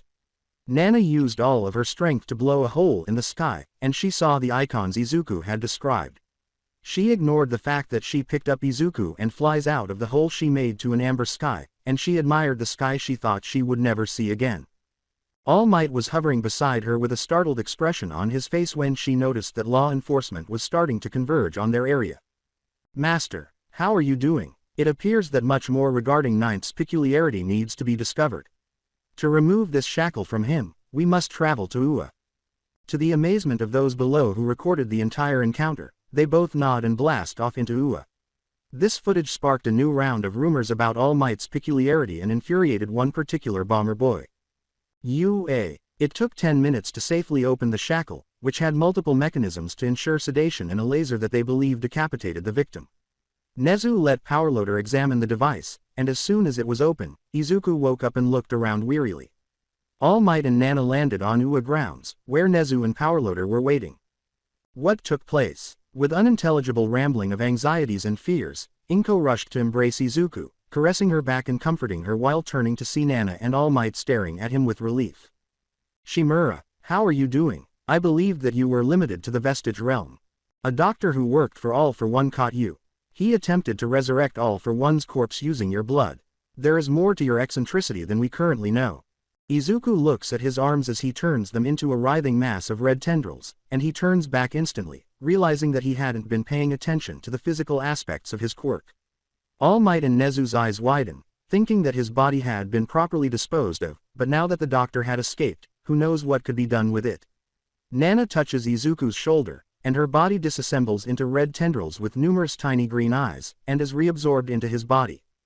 As Izuku checked on the fresh pop-ups in his vision, the room became silent after witnessing the change, which was hideous and made everyone tremble with fear and disgust at the sound of melting flesh and cracking bones. Disabled quirk. Identifying. 5% quirk running. Estimated return time for quirk function. Restored intrusion connection. 73% running quirk. Coming back to. Disarming the intruder. Unplugging. Hole. Deleted. Malicious will. Removing. Hole. Quirk synergy. Infrared quirk progenitor. Quirk site. One for all for one. Izuku opens the quirk tab to check after being abruptly overwhelmed with knowledge on the peculiarities around him. The flood gradually subsides as the material is categorized and stored away. Strangeness. Ahead of time alert. Recoil impact. Take off. Kinetic enhancer. An enhanced strength. Computer-based dual processing. Reality or fiction. Odd sight. Revival. Everything for one. The manipulation of velocity. Kinetic reserve. Constructs of energy. Element of smoke. One for everyone. Spear-like bones. Spring-like legs. Warping. Air cannon. Rivet stab. Multiplier. Infrared. Life force. Waves of radio. Fan of hard flame. Impure beam. Dark ball. Telekinesis. The ventriloquist. Sickle. Dark cowl. Sword. Barbed limbs. Super regeneration. Mutilation. A peculiar progenitor. Having been around from the beginning of quirks, Izuku was a little let down by the quantity of quirks. He had expected more from the demon lord of the underworld. He then shared the list with the other people in the room, and they realized there was a lot of work ahead. Though quirk progenitor and quirk synergy have been somewhat mysterious, Izuku had spent many of the years since that day in the nurse's office training the quirks he acquired from All for One. The quirk gave him information about the quirks around him and put pressure on others, making them feel as though their quirk was trying to leave them. Other than that, quirk synergy has not yet triggered again. And that brings him to today, after yet another altercation with some thugs. The skirmishes have subsided, but the fights have been getting fierce. Perhaps Izuku had to hold back a lot to avoid hurting them too much, but he praises them for trying. His reputation as the unbeatable has driven many people away from him, though Bakugo still occasionally pursues him. Nerd, tell me what happened. Since the kidnapping, he has been asking that question, and Izuku has been unable to answer, so he remains silent. Although his explosions have become much more potent, his dexterity hasn't truly increased. Since the rescue was seen on camera, there was a lot of conjecture on the actual potential of All Might's quirk. Since everyone was discussing it, All Might made the decision to answer the rumors as soon as possible, which coincidentally happened to be a talk show. All Might is brought in amid audience applause and sits to the right of the host. All Might, it is wonderful to have you here. It's my pleasure. At this point, I think I'm speaking for the audience. The genuine nature of your quirk has been called into doubt after witnessing you fly. Will you at least share some details about it? Well, I can't reveal much, but what I can say is to expect many more surprises in the future. The public noticed that All Might was moving much faster than usual, so they thought that his quirk had undergone an awakening, and they started to speculate about which battle it occurred in. After the interview, All Might was spotted flying throughout Japan during his patrols, showcasing some of his other quirks, primarily vestige and gearshift. In any case, Izuku now stands in front of the UA gates, even though he has been through it numerous times before, but this time as a real student, not just Nezu's. You might be asking why he is taking the entrance exam, but he is doing it as a formality and to demonstrate that he was admitted fairly. He may have received training ahead of schedule, but he agreed to only use the physical aspects of his quirk, that is, no quirks and only self-defense. While standing there, he senses Bakugo approaching from behind and tries to shoulder check him, but it doesn't succeed since he nearly topples over before Izuku grabs him by the arm. You bastard, I don't need your assistance. Nice to see you too, Kachan. You damn nerd, don't fucking call me that. Good luck in the exam. As he proceeds into the school, he scoffs with his typical angry expression, and Izuku follows him, kicking a brick that suddenly popped up and a piston underneath it that retracted. Izuku knew Nezu was playing tricks on him, and he worried what would happen in the written exam. A couple of hours later, he was correct. His exam was 10 times longer than the others, with a ton of esoteric questions and a 1,000-word essay. He wished he had a dexterity adaptation to write more quickly, but whatever is done is done. He now sits in an auditorium, and the person sitting next to him is Katsuki Bakugo. Izuku reads the pamphlet that was given to each candidate, and then the spotlights abruptly turn on, revealing Present Mic. Good morning to all of you. Could I please have a hello? Izuku, sensing the uneasiness of the crowd, responds with a fist in the air after he puts his hand to his ear with a flourish to improve his listening. Hey, the building shook from the volume. Thank you, listener. The vocal hero appears to be making a comeback. Let's get started with our feature presentation. As he started to describe the test, students were divided into groups and brought to the testing location. The goal was to destroy as many robots as possible. Mike was given 1, 2, and 3 tips when a candidate with blue hair and spectacles interrupted him. Sir, I think the pamphlet is incorrect. It says we will be up against 4 different kinds of robots, but you've only mentioned 3. I doubt your qualifications if this is an error on your behalf. And you back there with the green hair, I don't think you deserve to be a hero if you're not going to take this seriously. Izuku doesn't show him respect by answering him. Instead, he looks at him like, are you really saying that? In addition to interrupting Present Mic, he insulted him and called out a student who had no trouble answering his call or reply. Please sit down, examinee. I was just finishing up that. Don't make snap judgments. Vigilance is a hero's best weapon.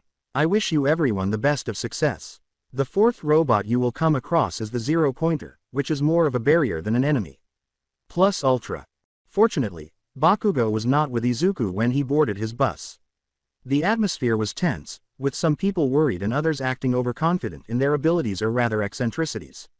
The blue-haired man and a strangely flamboyant Frenchman flaunting how shiny and dazzling he is were present, and he received a few glances, but they seemed to have written him off as a non-threat, which perplexed him.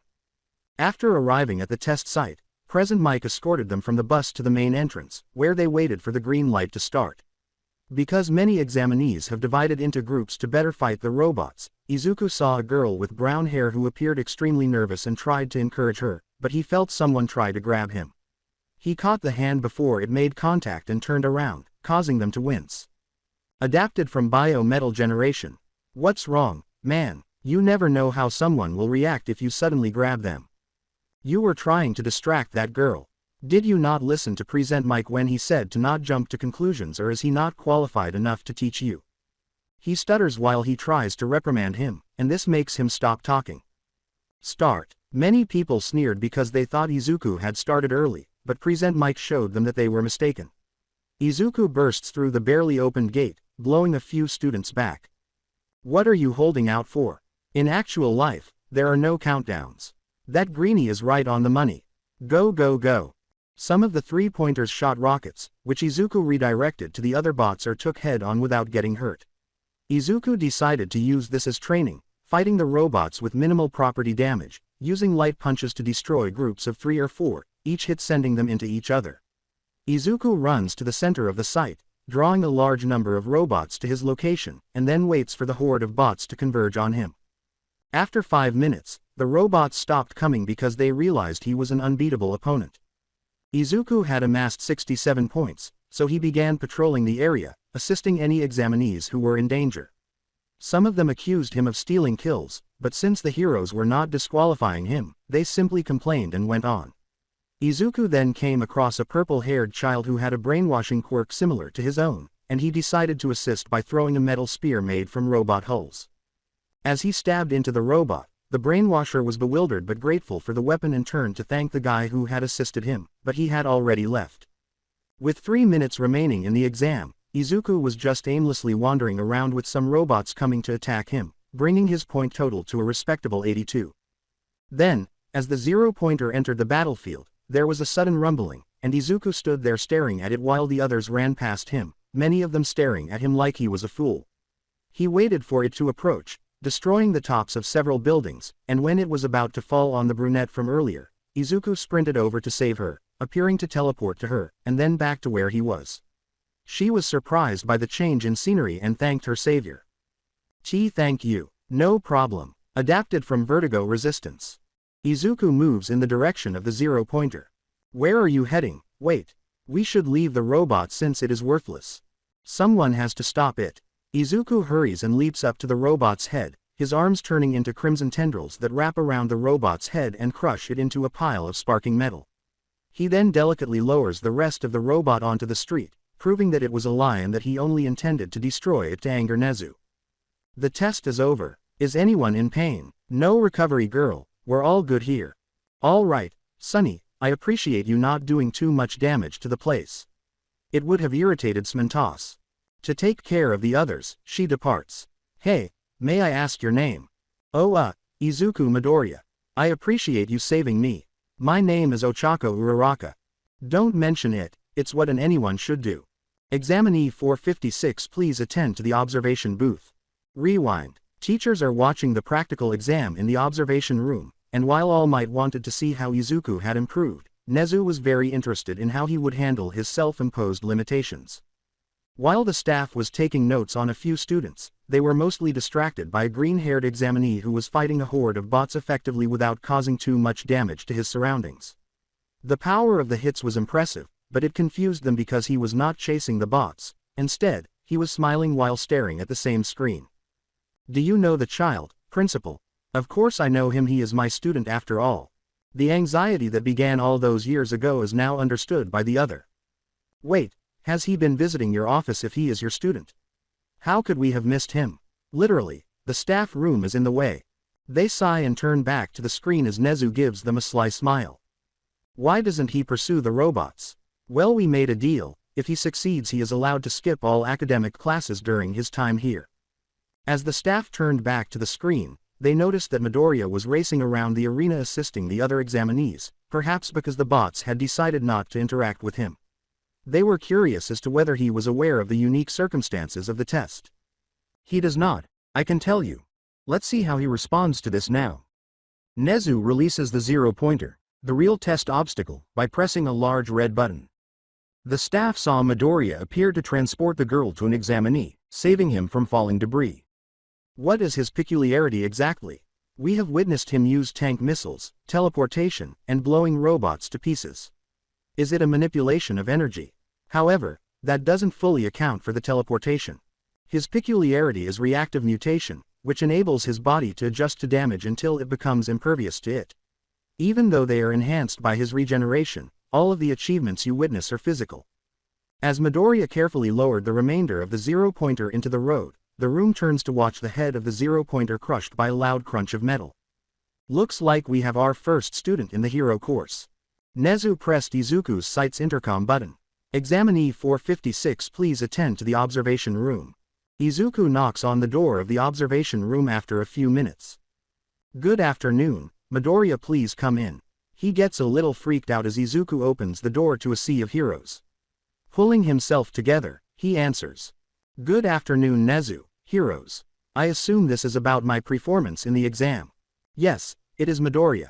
You received high marks on the written test and earned 162 points overall, 82 villain and 80 hero points, in the practical exam. Beating my record by 40 points, young Midoriya. Congratulations. You are now officially enrolled in Class 1A's hero course. Shota Aizawa, who goes by the name, will be your homeroom instructor. Eraserhead, thank you for having me. Aizawa makes a noise that might be taken as assent and has an unreadable look. In a week, we'll see who you truly are. Izuku gets up early, fixes breakfast, runs, and gets ready to leave for his first lesson. Naturally, Inko fussed over him, asking if he had missed anything, but he told her it was okay and walked away. He now stands in front of his classroom, which has a huge door, and enters to find Bakugo standing with his feet up on the desk, being robotically reprimanded by that blue-haired child. Get your feet off of that desk right now. To the heroes who came before you, it is disrespectful. And why ought I to pay attention to your four eyes? I'm Tenya Iida from Somei Academy. Oh, so you're a stick-up ass pompous prick. Izuku observes the spectacle with a chuckle. Hey Midoriya, I'm glad you made it in. Uraraka is waving at Izuku as he turns around. Hey, I'm glad you got in too.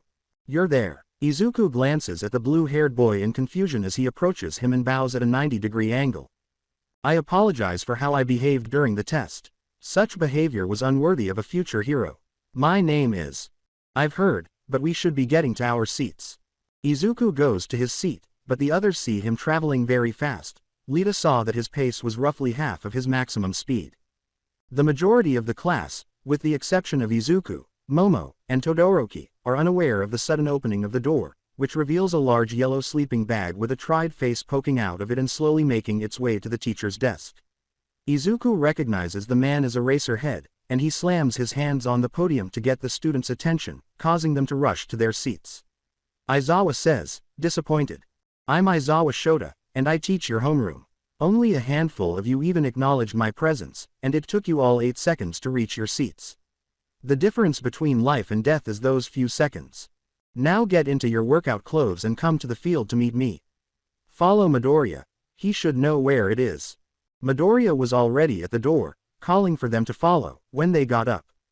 In the boys' restroom. Man, I thought you'd look like a monster under there. Izuku's bare chest caught their attention. He was undoubtedly muscular, but it appeared as though he had just done little training. My quirk just compacts my muscles, but I do get the benefit of having little to no muscle decay. How I would go about getting that? Eijiro Kirishima is my name. Izuku Midoriya, adapted instant shift cells. Aizawa is waiting for them when they get to the field. You're here to do a quirk apprehension test. How about orientation, though? Heroes are time efficient. You can now freely use your eccentricities in these tests. That sounds like fun. Fun, huh? How about this? Whoever gets last place is expelled. However, that is unfair. Life is unfair. Discrimination, villain assaults, and natural disasters. As heroes, it is our responsibility to maintain equilibrium. What was your best ball throwing score, Midoriya? You won first place on the entrance exam. A mutation is my peculiarity. I don't believe my findings best support your argument. All right, what was your record, Bakugo? 60 meters. Do it with your quirk. Bakugo enters the circle, strikes the ball in a spectacular explosion, and assumes the traditional pitcher's position. Die. When Aizawa displays his score, which is 1.1 kilometers, the students become very serious since they don't want to be the ones expelled. 50-meter dash. The robot counted them down as Izuku and Bakugo stood ready at the start line, although Izuku seemed a little more relaxed. Go. 3, 2, 1. Almost instantly, Izuku crosses the finish line, followed by Bakugo, who was frowning angrily. 0.01 seconds. 2.94 seconds. Strength of grip. Izuku held on till the machine reached its limit. 999.99 kilos. Long jump standing. The sandbox was cleared by Izuku. Side steps repeated. Izuku performed admirably, but Minoru Mineta defeated him by a slim margin. Throwing a ball. With the exception of Uraraka's score of infinity from floating the ball into space, the class's scores were largely quite typical. When Izuku enters the circle, he felt Aizawa activate his quirk on him, which was foolish because he had already informed him that it was a mutation. He is irritated and launches the ball with a simple wrist flick, earning a score of 20 kilometers. Aizawa observed that he was not giving it his best during the tests. Midoriya, stop holding back or you'll be expelled. A fact. Midoriya strikes a modified pitcher's position with his ball and his body flowing as if he had no bones. Everyone should hold on to something. Many of them stared in wonder at Izuku as his body abruptly whipped forward, sending the ball with a shockwave that destroyed neighboring windows, set off vehicle alarms, moved clouds, and sent the class, including Aizawa, back a few meters. Was it sufficient instruction? He rises off the floor and cleans himself. No, Midoriya, I'll require you to retake each of the earlier tests. This time, don't hold back. Fine. Aizawa examines the score for Midoriya. Infinity. Mach 12 average speed.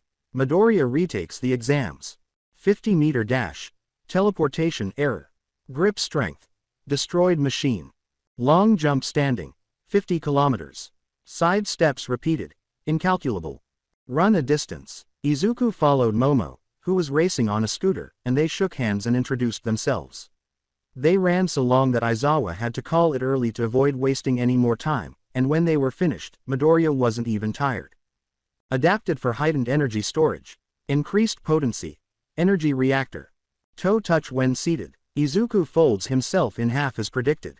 Sit-ups. Izuku moves so quickly that it appears as though he has two upper bodies, one resting on the ground and the other, after completing a sit-up. Alright, these are your results. Izuku, of course, was first, and when aboard with their names displayed, Bakugo became so enraged that he had the brilliant and sensible idea to vent his anger by lunging at Izuku, who turned around, bored, and facing the Boom Boom Boy. However, before Bakugo could get too close, Aizawa restrained him with the bandages he had as a scarf. What are these things, for crying out loud? Settle down. Whatever grievances you have with Midoriya can be settled during training. Aizawa is growing irritated as he continues to struggle with the restraints. If you don't stop, you can consider yourself expelled. Bakugo remains motionless while wearing an angry expression. Additionally, no one is being expelled. Your schedule is displayed at the podium during class. The pupils are left in disbelief as Aizawa departs. As the class settles in 4 seconds, Aizawa opens the door abruptly, leaving Class 1A wondering why Midoriya was absent while they wait for homeroom to start. Good. They've gotten better. Aizawa reaches his podium, but a student raises their hand before he can say anything, so he lets them speak. Are you aware of Midoriya's absence, sir? Midoriya has already earned his academic degree from UA, therefore he won't be attending any of our classes. Later on in heroics, you will see him. If he isn't in class, where is he now? He ought to be in the library or the gym. The class is now in session, therefore there are plenty questions. Some people were envious of Midoriya, particularly Bakugo, who appeared to be about to pass out on his chair. I'm the best hero here, I shouldn't need classes. Why the hell does he get to skip them?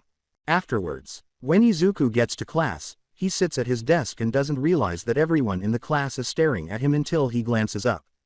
Well, why the appearance? You lazy bastard, where have you been? Why was I in the library? You were absent all morning, Midoriya.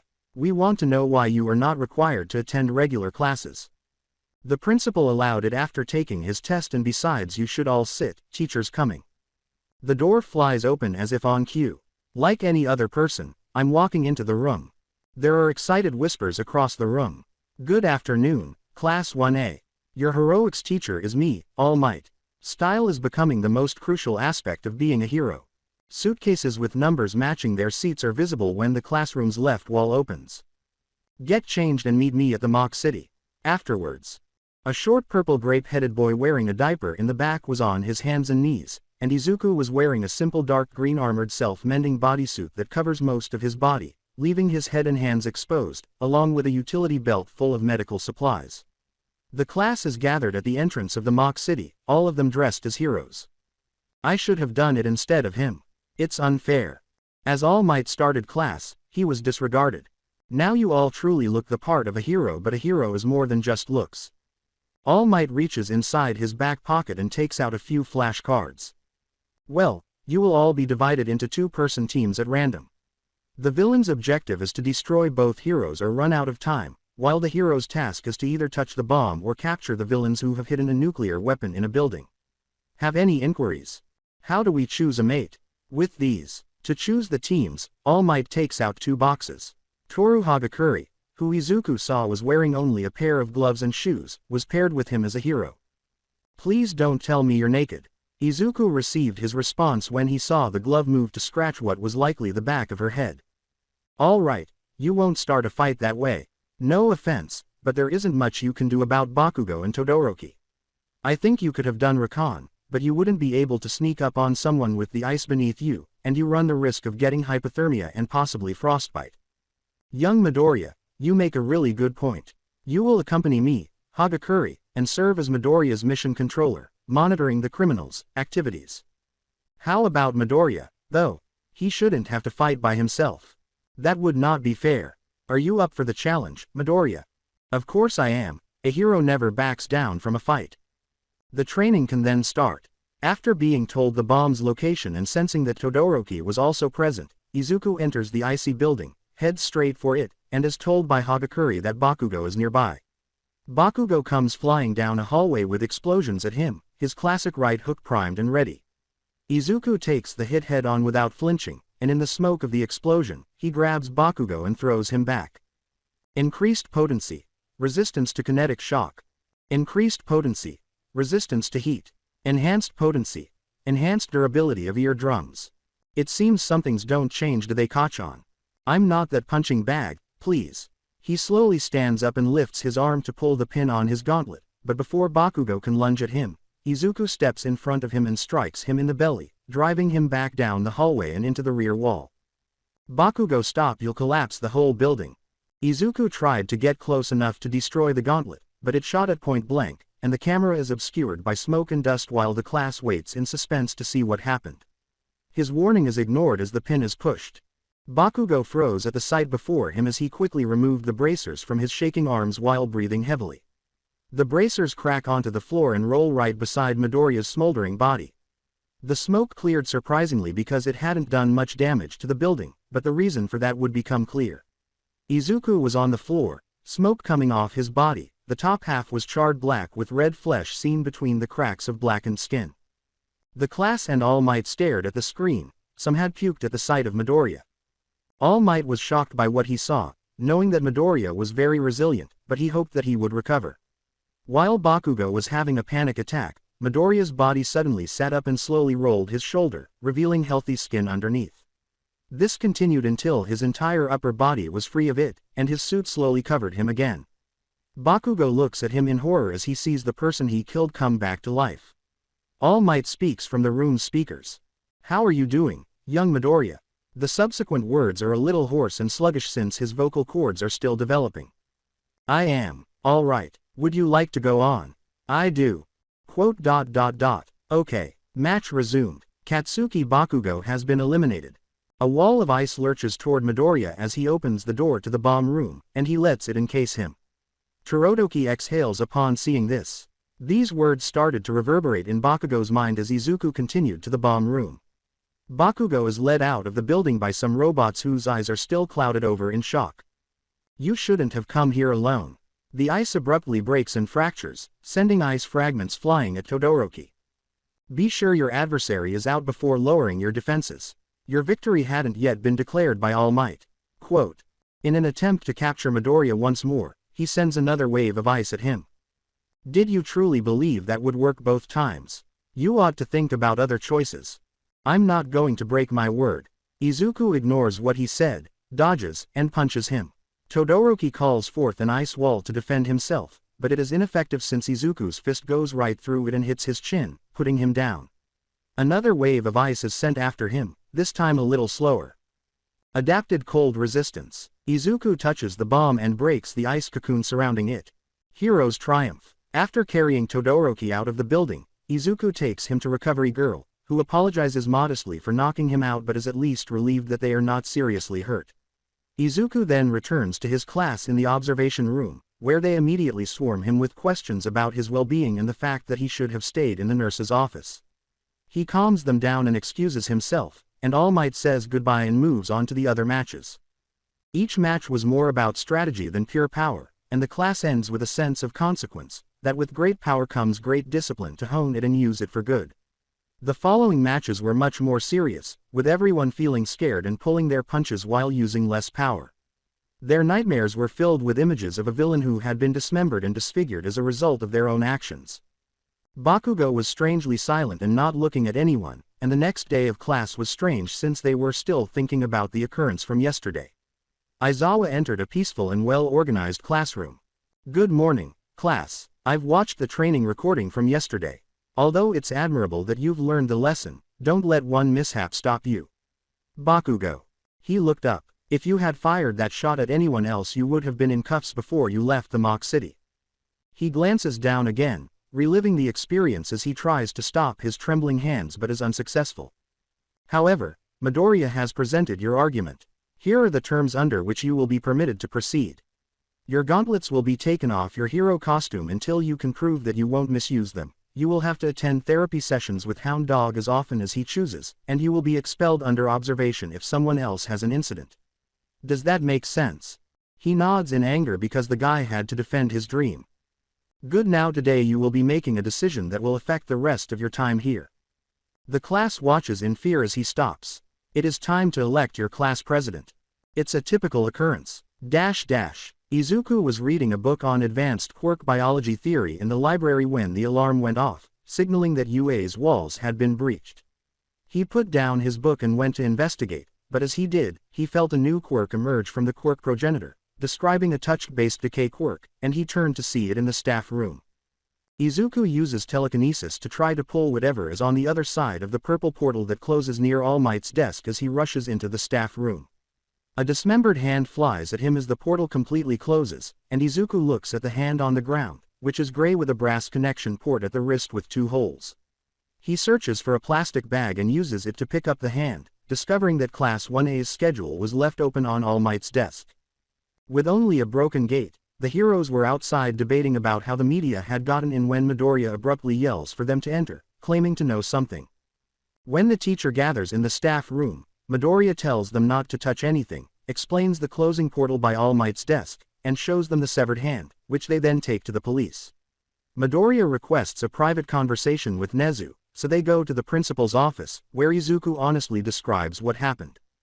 Therefore, whoever we're interacting with has the ability to teleport. Did they take anything, Midoriya? No, but the Class 1A's schedule was open on the desk. The people that infiltrated UA are affiliated with All for One. Fact. The people that infiltrated UA plan to attack. Fact. The people that infiltrated UA plan to attack today. Fact. Nezu takes a tiny gadget out of his drawer and hands it to Izuku. My computer is connected to a dead man via a SOS signal. I give you permission to utilize All for One in order to take whatever quirk that is required to protect the class and stop escape when they assault. While discussing today's exercise with the rest of his class on the bus, Tsuyu Asui, who was seated next to Izuku, asked him a question. Hi Midoriya, may I ask what your peculiarity is?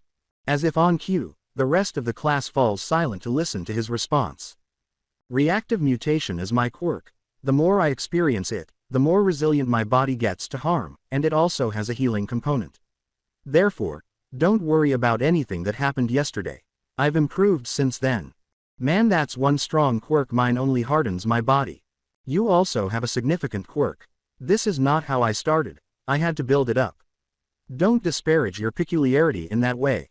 Thanks man, then you've been training a lot Midoriya to be able to beat both Bakugo and Todoroki. Pikachu, I could defeat him any day of the week. Right, settle down, we're here. The class exits the bus and enters a building with domes. They enter and see the Space Hero 13. She then introduced them to the USJ, also known as the Unforeseen Simulation Joint, and gave a brief speech about the importance of rescue heroes and how a quirk doesn't determine what kind of hero you can be. Preemptive warning went off at the fountain, and Izuku pressed the SOS signal. A purple portal appeared at the fountain, and out of it came a horde of villains, and the last three were the ones that Izuku recognized. The purple fog man he bumped into and gained spatial awareness, the person with decay who now knew he was in UA this morning, and the giant muscular black-bluish villain with their brain exposed, just like the one All Might brought in when Recovery Girl examined his quirk. Watch out for that purple fog guy, Aizawa, I think that's where they're hiding. The class is escorted back to the bus by 13. 13 goes with Midoriya. I can manage this on my own. I know you feel a responsibility as a hero to make the big sacrifice to buy us time to retreat, but we could actually win this. You just need to keep an eye on Fog Man. Am I? Izuku's hand is encircled by arcs of black and green lightning as he flicks his finger, sending the group of villains hurtling into the air. The bird villain shielded the main three in the back. You were right about me holding back on the first day. Aizawa was thrilled to see the vanquished villains, but Iida fled for assistance as the fog villain attacked the class, causing several of them to be sent away and injuring 13. Get that green-haired brat, Nomu. With both hands intertwined in a stalemate, the Nomu dashed towards Izuku, who, using velocity manipulation, did the same. They meet halfway between the foot of the stairs and the fountain. Taken with shock absorption, super regeneration taken. Kinetic shock immunity enhanced potency. Izuku pulls it back, causing the decay guy to break its back next to it. Nomu get up and kill him. It attempts, but only its upper body can move, and it drags its lifeless legs to Izuku with its arms. Izuku then goes to get the Nomu and utilizes ventriloquist. Sleep. When the Nomu hits the ground, Handyman becomes perplexed and yells for the beast to stand up and fight, but it doesn't react. Then Fog Man reappears. Shigaraki, we need to retreat. Kurogiri, we will not abandon the struggle against All Might. The Nomu has already been rendered inoperable. The battle is lost. I think you're both forgetting someone. When he said that, Izuku was already clinging on Kurogiri. Cloud captured. GPS obtained. Quirk synergy. GPS warp gate. Cloud. Sleep. When Shigaraki saw Kurogiri fall to the ground, he attempted to utilize his quirk on Izuku. Decay taken. Adapted skin irritation resistance.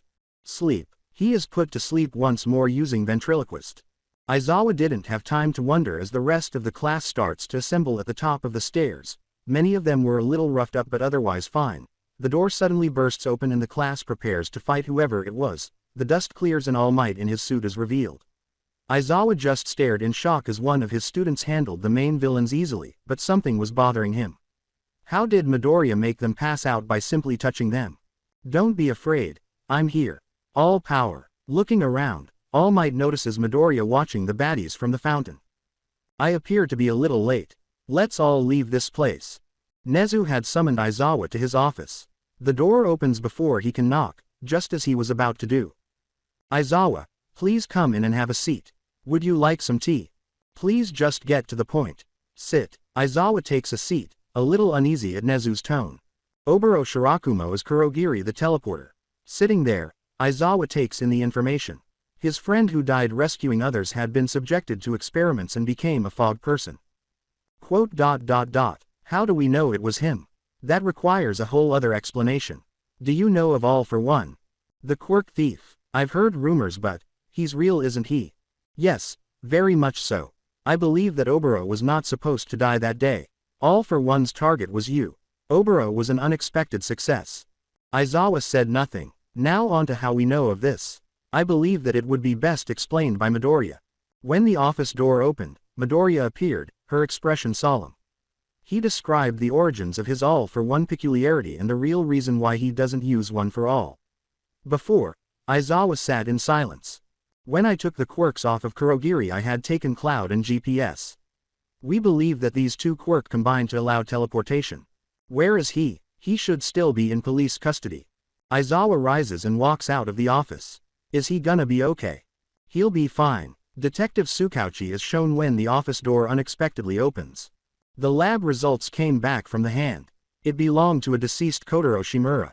Izuku's body started to move, and then Nana came over to him and asked with a worried expression. What happened to my son? This made Tsukauchi a little uncomfortable, so she turned to Izuku, who gave her identity. Well, Mrs. Shimura, the hand Izuku had taken from Shigaraki belonged to your son Kotaro, who was declared dead over a decade ago. Him and the rest of his family went missing in their home. Their property was turned into a crater of dust. After testing the rest of the hands found on Shigaraki, they were identified as the missing Shimura family, but one person was unaccounted for: Tenko Shimura. Nezu chooses to affirm anything while Nana digests the knowledge. Tenko Shimura is alive. Fact: Shigaraki used their quirk on the Shimura family. Fact: Shigaraki is a part of the Shimura family. Fact: the inference caused the detective's eyes to widen. Shigaraki is Tenko Shimura. Fact: without saying a word, Nana walks away to face her grandchild. He cries out to All Might when he spots him along the route. Toshinori. All Might is seized by Nana, who then carries him to the station. She talks to her grandchild by using his influence. Shigaraki was sitting in an interrogation room with his head down and his hands chained to the table, wondering who else would talk to him after the last man. For some reason, he has been unable to activate his quirk. He must have had quirk cancellers applied to him. He couldn't recall where he had seen the woman with the raven hair, but she looked oddly familiar as the door opened. The concept gives me a little headache. She sits in front of him and gives him a serious look. He asks in a hoarse voice, "So what the hell else do you heroes want to know?" The question makes her frown. "Does the surname Shimura mean anything to you?" As the name was uttered, another headache clashed. He moaned at the pain as he held his head in his hands. "It means nothing to me. Tenko Shimura." In an attempt to numb the ache, he rubs his head against the hard table. Nana lets him gather his thoughts. "That's my name." His voice is calmer and smoother when he responds. "Do you remember what happened to your family?" "I killed them with my quirk. Dad kicked me out for finding picture of grandma." That made Nana cry, and she was upset that her son would act in such a manner. "I was petting Mon-chan when he suddenly turned to dust. I cried, confused why had this happened. Hannah came out, she turned to dust along with Mom. Dad saw what happened and I killed him. It feel good. Retribution for what he had done to me. He hated heroes. He hated grandma. He hated what I was." Suddenly, Nana grabbed him into an embrace. His head was drenched with tears. "I'm sorry I had to leave. I'm sorry." This felt good, but Shigaraki was at a loss for what to do. To be touched by someone without worrying that his peculiarity may kill them. The sensitive affection of family. He can see Nana well as she pulls away. "Grandma." "Yes, Tenko. I'm Nana Shimura, your grandmother. I never should have left you alone." "What happened? Why were you gone?" "I was going to fight All for One. I didn't want him to find my family, so I put your father into an orphanage. I told All Might to not contact him because that might have lead All for One to him. I couldn't take that risk.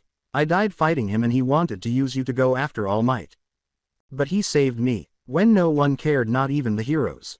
He had his hands and eyes everywhere. How long were you alone before he found you?"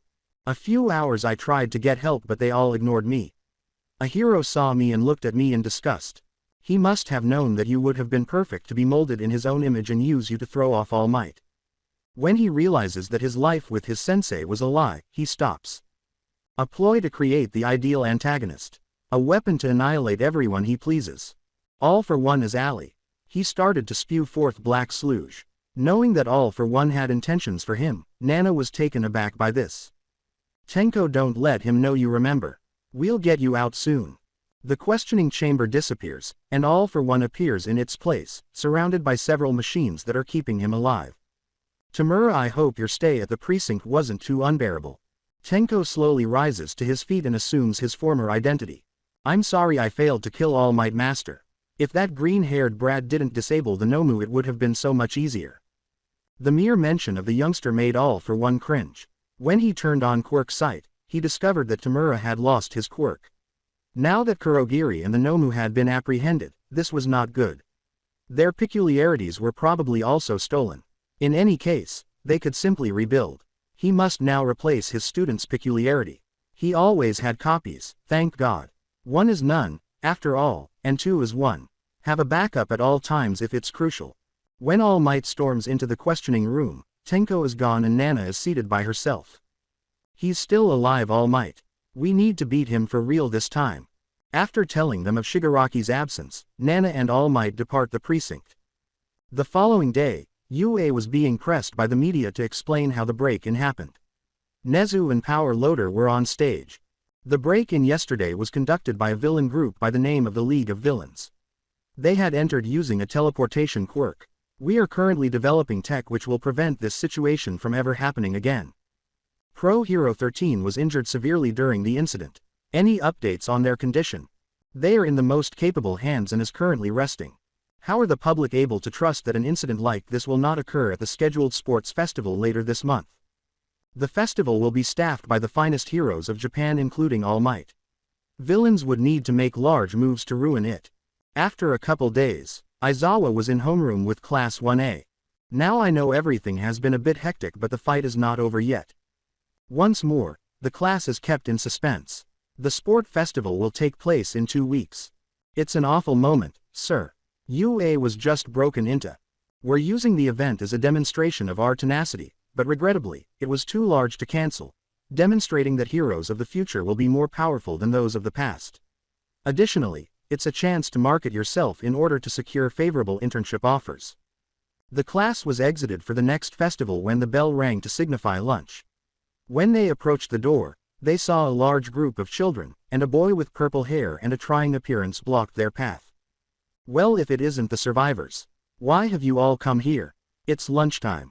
They're here to scope out the competition, dumbass. If the esteemed 1A behaves in that manner, they won't be here for very long, in my opinion. Eyebags, what did you say? Bakugo, please stop upsetting them. Your ranting isn't helping anyone. You don't give me instructions, nerd. A green-haired student pushes through the mob and stands at the class doorway, and a voice can be heard from the rear of the crowd. Pardon his shouting. Izuku Midoriya from Class 1A is who I am. What motivated you to assist me with the admission exam? We are heroes, so why wouldn't I provide a helping hand to someone in need? In any case, you people ought to disperse, lunch is waiting. We're not all here to declare war on 1A just yet. Keep in mind that your seats are up for grabs if you don't perform well throughout the event. I think everyone in 1A will concur. We are eager to see what you will contribute. Izuku passes him by, but he speaks softly to the boy with the purple hair. Brainwasher. He turns to face him, but he has already vanished into the mob. Izuku had spent the time at home with Nezu's permission training to use the new quirks he got, focusing mainly on Warp Gate because it would be useful in a pinch.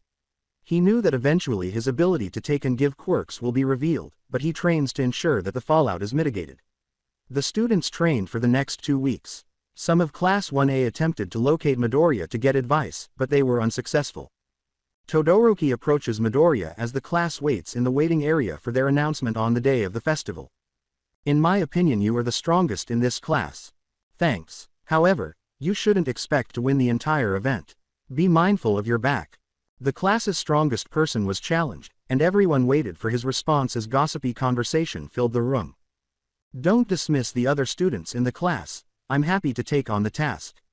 Because if you do, at the end of the line, you'll be by yourself. The intercom turns on and he stands up. Students, please gather for the opening ceremony. Everyone faces the game. The entire globe is observing. As Midnight introduces the class, they emerge into the sunlight to a cheering audience. Now I invite Izuku Midoriya, our number 1 in the entrance exam, to give the students' pledge. The audience applauded when Izuku seemed to teleport to the stage, causing Midnight to jump, and Midnight gave him the microphone. All men are not created equal, was a quote I first heard when I was young. Not all people were endowed with a socially acceptable eccentricity. Quirks that involve blood, agony, the body of another person, and hideous features that are unattractive to the general public are portrayed as criminals, villains, and impending catastrophes. Even if they don't think so, everyone at this school is fortunate to be here. Following the USJ incident, the other classes have decided to contest Class 1A as a whole. They consider our survival to be an excellent first-hand experience. They are unaware of the danger that exists there. They are unaware of the monster created to vanquish All Might, and I think what follows best sums up our response. Present yourself to us. The students gathered at the starting line, which led to a narrow entryway to the rest of the course, while Izuku stood in the back, relaxed, while the other students looked at him suspiciously, wondering what he would do. Cheers erupted from the stands as Midnight introduced the first event, the obstacle course. Izuku went around to assist the students who were stuck to the floor as the ice crept up their legs, but a gust of wind blew past them as they were released and they located the student representative in front of them. Todoroki started the race by spreading ice all over the entrance and surfing above them. I apologize for him. The future will be better for him. In any case, let's move forward. Midoriya is alone in the starting room as the startled students start to leave, and Midnight approaches him. Why don't you accompany them, Midoriya? Just wanted to make things a bit more interesting. A little later, and our last challenge has been reached by Shoto Todoroki, mines throughout the land. Additionally, it appears that Katsuki Bakugo is pursuing him closely. Return here, two-faced. I guess that long enough. What? Midoriya vanished, leaving Midnight perplexed, but shortly after, a shockwave pushed Midnight back from his position.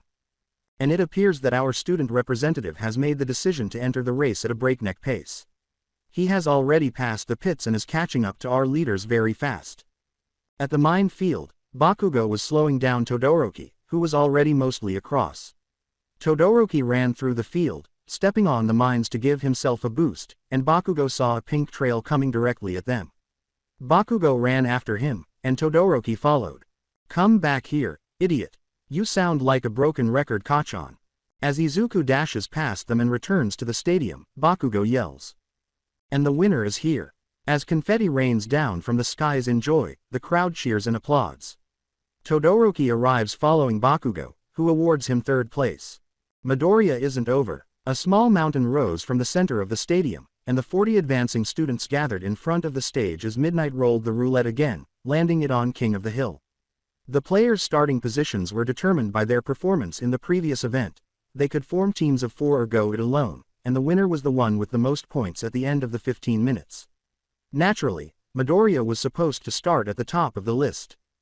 He was being eyed by many students who wanted to join his team, but before they could try, he leapt straight up, landed on the mountain, and sat down to wait for the event to start. The students were a little taken aback by the jump, but they quickly positioned themselves. The countdown started, and the fight started with Bakugo and Todoroki from team rushing up the mountain toward Izuku, but before they could get too close, Izuku pushed them back with a flick, sending them halfway down the mountain. All of the other students decided to rush him at once. A cloud of dust obscures the top of the mountain, leaving the audience in suspense as a large crowd of people surround Izuku and launch their own attacks at him. When the dust clears, Midoriya is seen to be essentially unharmed, and the students around him are perplexed as to why he wasn't hurt. Present Mike quickly allays their curiosity. Ladies and gentlemen, what is the peculiarity of our student delegate, Izuku Midoriya? Reactive mutation, which implies that the more he is harmed, the less he is impacted by it. As you can imagine, he has been through a lot, and even with the hero course's full strength, they can hardly touch him. The ability of the quirk to repel attacks captivated many heroes, and even a specific rabbit had taken notice. Izuku waits for his assailants to initiate contact while he remains there observing their astonished expressions. As they continue to argue over what to do, Izuku grows bored and takes the initiative. He claps, generating a shockwave around him that sends the kids reeling, and many of them decide it's not worth it and start vying for second place. Midoriya finished first, followed by teams Todoroki, Bakugo, and Shinso. Team Tetsu filled the remaining spots for the final event, which was declared to be a fight tournament. They were in a corridor beneath the stadium and were given a half-hour lunch break, which Midoriya intended to utilize to explore the food vendors, but fate had other ideas because Todoroki wanted to talk to him in private. You may have won the first 2 events, but don't think I wouldn't be gunning after you.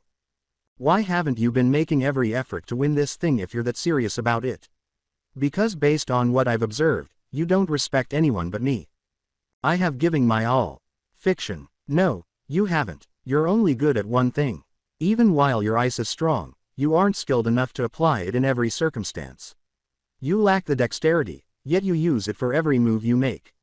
Other than power production, there is no control. Quote. I've been curious. I am aware that you have a half-cold, half-hot peculiarity. Why do you not use your fire? I'm not using it, because you promised. Will you be unable to save someone because of that? I vowed to not use his fire. I'll assume you have an issue with Endeavor and he gave you that scar. He is responsible, so he caused someone to do it. Look, it doesn't matter what he did, I'm winning this event with only my ice.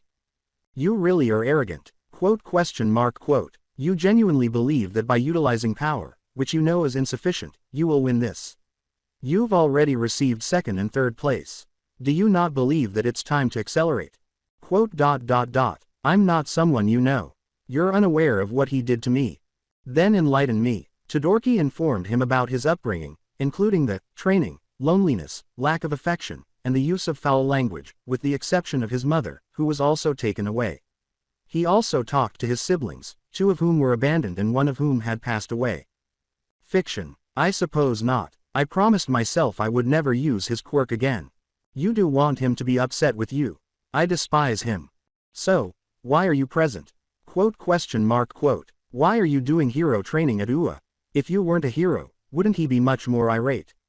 Because in the end, even if you only utilize your ice to achieve number 1, the Todoroki family name is still what has survived All Might long after he retired. Give up pursuing your father's dream. I'm not. Yet you're here, battling for the top spot. You are the son of Endeavor, as everyone in that stand is aware. They are aware that you received early instruction from the number 2. It was expected that you would win. To everyone else, you were being kind by holding back, regardless of whether you won with just your ice. I'm not using it. Then get out. There is no purpose in winning if you are not striving to win completely and utterly. A pointless insult to Endeavor, who will continue to regard this as merely a period of rebellion.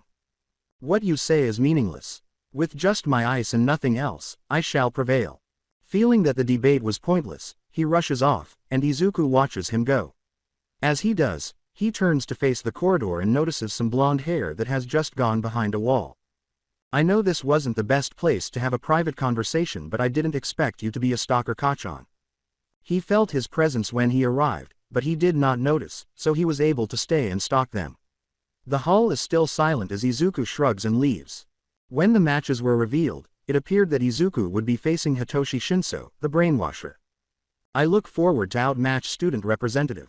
Shinso leaves as Izuku turns to face him to reply, but his mouth is hidden by a thick tail. Don't respond to him. I am aware that he uses response to manipulate others. He wouldn't have attempted to use it here if he was intelligent. However, I appreciate the warning. No problem Midoriya. Present Mike introduced them, and Midnight was on the side refereeing when the match started, with Midoriya and Shinso standing on the concrete platform. All right, guys, I want today's contest to be clean. Lethal blows and anything below the belt are not grounds for disqualification. Does that make sense? Both fighters give a nod. Then let the match begin. Let's have a good fight. They both stand there as if they have the same plan, and Izuku nods in agreement. Are you so conceited that you won't even bother to respond to me verbally? Everyone in Class A is the same. You guys seem so much superior to the rest of us. That student representative, isn't it? Izuku says nothing. Then, I'll interpret your silence as an acknowledgement. You must have had a wonderful life. Everyone is cheering for the future hero. Although you claim to understand what it's like for people who are less fortunate, you can never really know, can you? I can't. I have him. However, that does not negate my authority to assist. Similar to how I helped you on the entrance exam. What? Am I correct in assuming that people perceive you as a villain because of your peculiarity? That would only be believed by the blind and ignorant. The quirk is not you, and you are not your quirk. It must have been difficult for you. You appear thin, as though you haven't eaten or exercised much. But that's where you're wrong. I have trained. You're not quite reaching your greatest potential, though. If you were fighting in a group, what would you do? They can simply remove each other from the consequences of your quirk. Their comments have affected you, even though you may not believe it, believing that you are no better than your peculiarity. They have become so ingrained in your mind that your peculiarity is the only thing you appreciate about yourself. You unwittingly fail to even exercise your body. Shinso rushes toward Izuku, who remains motionless so that he can land his first blow. Shinso punches Izuku in the chest, but he instantly recoils in pain, holding his fist. He gathers himself and tries to push Midoriya, but he doesn't move. He becomes desperate and starts hitting Midoriya, not caring that his fist is getting bruised. Midoriya picks him up and moves him out of bounds, and he leaves the audience after images. There are no more bounds for Hitoshi Shinso. Izuku Midoriya advances to the following game. Shinso's arm is slung over his shoulder by Midoriya. Resistance to headache. Come on, let's get you to recovery girl, and I think you've got yourself a couple of fans. When Shinso looks up, he sees some of his peers praising him for his bravery and work. Some heroes even exchange glances with him that express similar feelings. Izuku's next fight was with Todoroki, and as he was making his way to his waiting room, he turned the corner and saw the flame hero himself, who appeared to be waiting for him. The remaining matches in round 1 continue with Bakugo, Todoroki, Iida, and Tokiyami moving on to round 2. The audience thought that final round was extremely brutal, but it was what heroes will have to face in an unfavorable battle. You have an impressive quirk, youngster, and from what I've heard, it's powerful enough to compete with All Might. You'll be a fantastic first step toward my masterwork. You mean you son, TCH, of course who else would I be referring to? Then don't speak of people like their merchandise. You ought to observe yours, tongue, boy. Quote, what can't take ban? An angry Endeavor threw a punch with flame power directly at Izuku's face, but a palm stopped it. Increased potency. Heat immunity. You really shouldn't be assaulting anyone who gets under your skin, especially in the halls of UA. Realizing the implication, Endeavor searches the area for cameras but finds none, then turns to look at Izuku again and discovers that he has left. After a few minutes, on the elevated concrete platform, Midoriya and Todoroki stand again, Todoroki looking more irate, as if he had just spoken to Endeavor.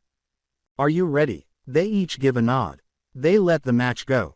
Start. Heaven-piercing wall of ice. As the audience cheered at the spectacle, Todoroki sent a huge glacier of ice encasing Izuku in it.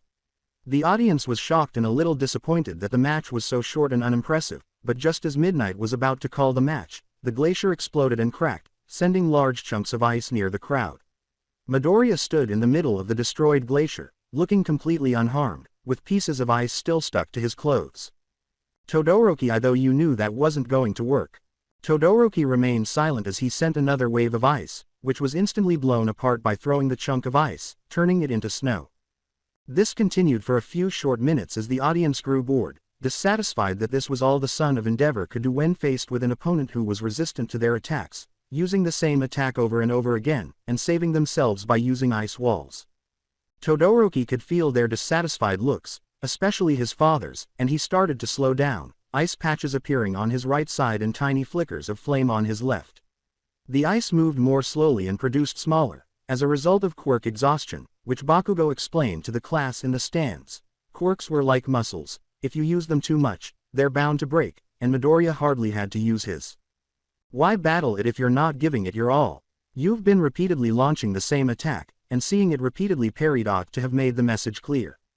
I need to win. Then why haven't you tried anything different? And I don't mean your fire. His fire. Even without your fire, you ought to have a backup plan in case things didn't work out. You have only exhausted yourself thus far, and you appear to the public to be a one-trick pony and Endeavor's disgraced son. Although the most of that is directed to you alone, I am aware that you would desire that for Endeavor. You're a snooty prince who has never experienced hardship, and he's just a lousy instructor. Did my dad reimburse you? Only to take use of his peculiarity? Obviously not. In fact, I believe he hates me to the core. Look at that irate scowl of his up there, disregarding the public's perception. Quirk fatigue was the only thing that defeated his own son, something he believed was impossible for his great masterpiece. Izuku waves at Endeavor, which just makes him frown more as the flames get hotter and some fans in the stands start to flee. You know you'll lose if you kept using your ice, so why not try something new? I will never break my pledge. Then you must face the consequences of that choice. Todoroki, too exhausted to attempt to save himself, collapses on the grass unconscious as Izuku flicks and launches a pseudo-air cannon, throwing him out of bounds. Shoto Todoroki is not allowed to be here. Going to the semi-finals is Izuku Midoriya. With the exception of Endeavor, who is scowling at Midoriya while he transports Todoroki to the nurse's office, the audience applauds. Momo asked Izuku a question as he arrived at the stands during Kirishima and Bakugo's match, which turned into a battle of attrition. Izuku is in the nurse's office as Recovery Girl chastises him for prolonging the fight for so long. She did hit him with her cane, but at this point it just hit him, losing all momentum even when she was using all of her strength, and cause a bit of strain as she now needed to hold up its weight. Who do you predict to win, Midoriya? It depends. If Kirishima can keep his quirk up long enough, then the match is his, but if I know Bakugo, he not one to back out of a fight. Bakugo launched explosives at Kirishima as the match went on, and it appeared that hardening couldn't keep up. Bakugo looked up at the spectators and gave Izuku a fierce look, and when Izuku turned to head to his next round, he discovered that Iida had already left. On the stage, the two are positioned opposite one another. Are you ready? Izuku gives a nod. Yes. Then let's start the semifinal match. Burst Recipro. Iida's calf muscles emit blue exhaust as he attempts to kick Midoriya in the head, but Midoriya easily blocks it because, when the kick lands, all of its momentum is lost because Iida is being held by his raised leg. Midoriya purposefully misses his punches to the side of his head, and his fist flies past his head as a shockwave from the front of it pushes the audience down into their seats and ruffles their hair and clothing. Midoriya releases Iida, allowing him to steady himself. Iida, would you like to go on? Yes, I do. Then let the match continues. In an attempt to get a clear hit angle, Iida charges Midoriya with a series of kicks, each of which is deflected or dodged until landing a clean blow to his ribs, but he remains unfazed. You seem to be forgetting something. My quirk. He had carelessly allowed his opponent to become immune to his attacks, so what could Iida do now? Well, the thing that worked for Ibara was to push. He ran at Midoriya with his hands out, trying to push him out of bounds, but he dodged at the last second, causing Iida to run off the stage and stumble on the grass. Iida's eyes widen in realization, and he takes a punch to his side, which sends off an air blast on his other side, wowing the audience. Tenya Iida is not allowed here. Izuku Midoriya advances to the championship game. Izuku goes to assist Iida in standing. Hey, man, are you alright? I did give you a fairly severe blow. It's fine Midoriya, just give me a second. Izuku sees that Iida is okay and heads to the stands to watch the next game. Iida walks to the nurse's office by himself, holding his stomach, his walking increasing louder as he walks. The final round was upon them as they stood in front of the crowd to battle for the last time, and it proceeded as expected, with someone who was empowered by darkness facing someone who could create light. Is everyone prepared for our last game? The audience applauds enthusiastically.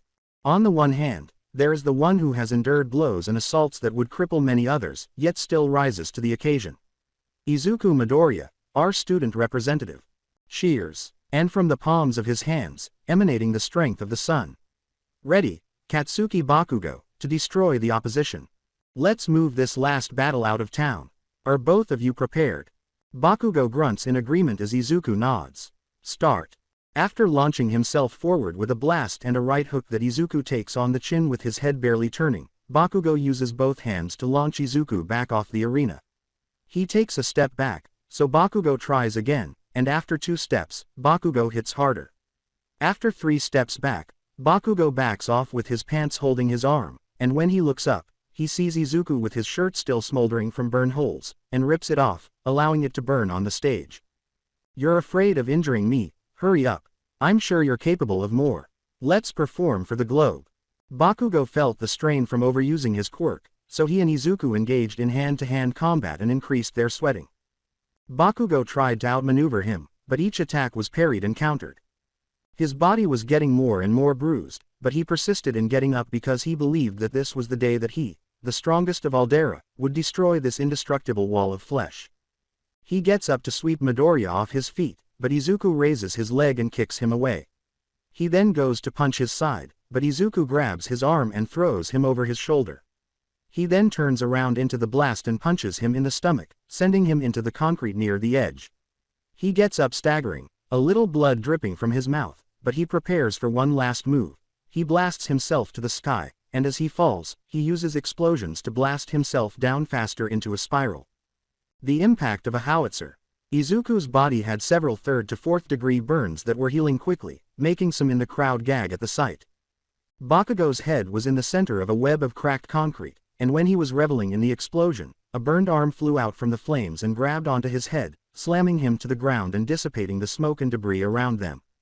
The oxygen he had pulled from the move pools in front of him caused an explosion so big that it filled half the stage.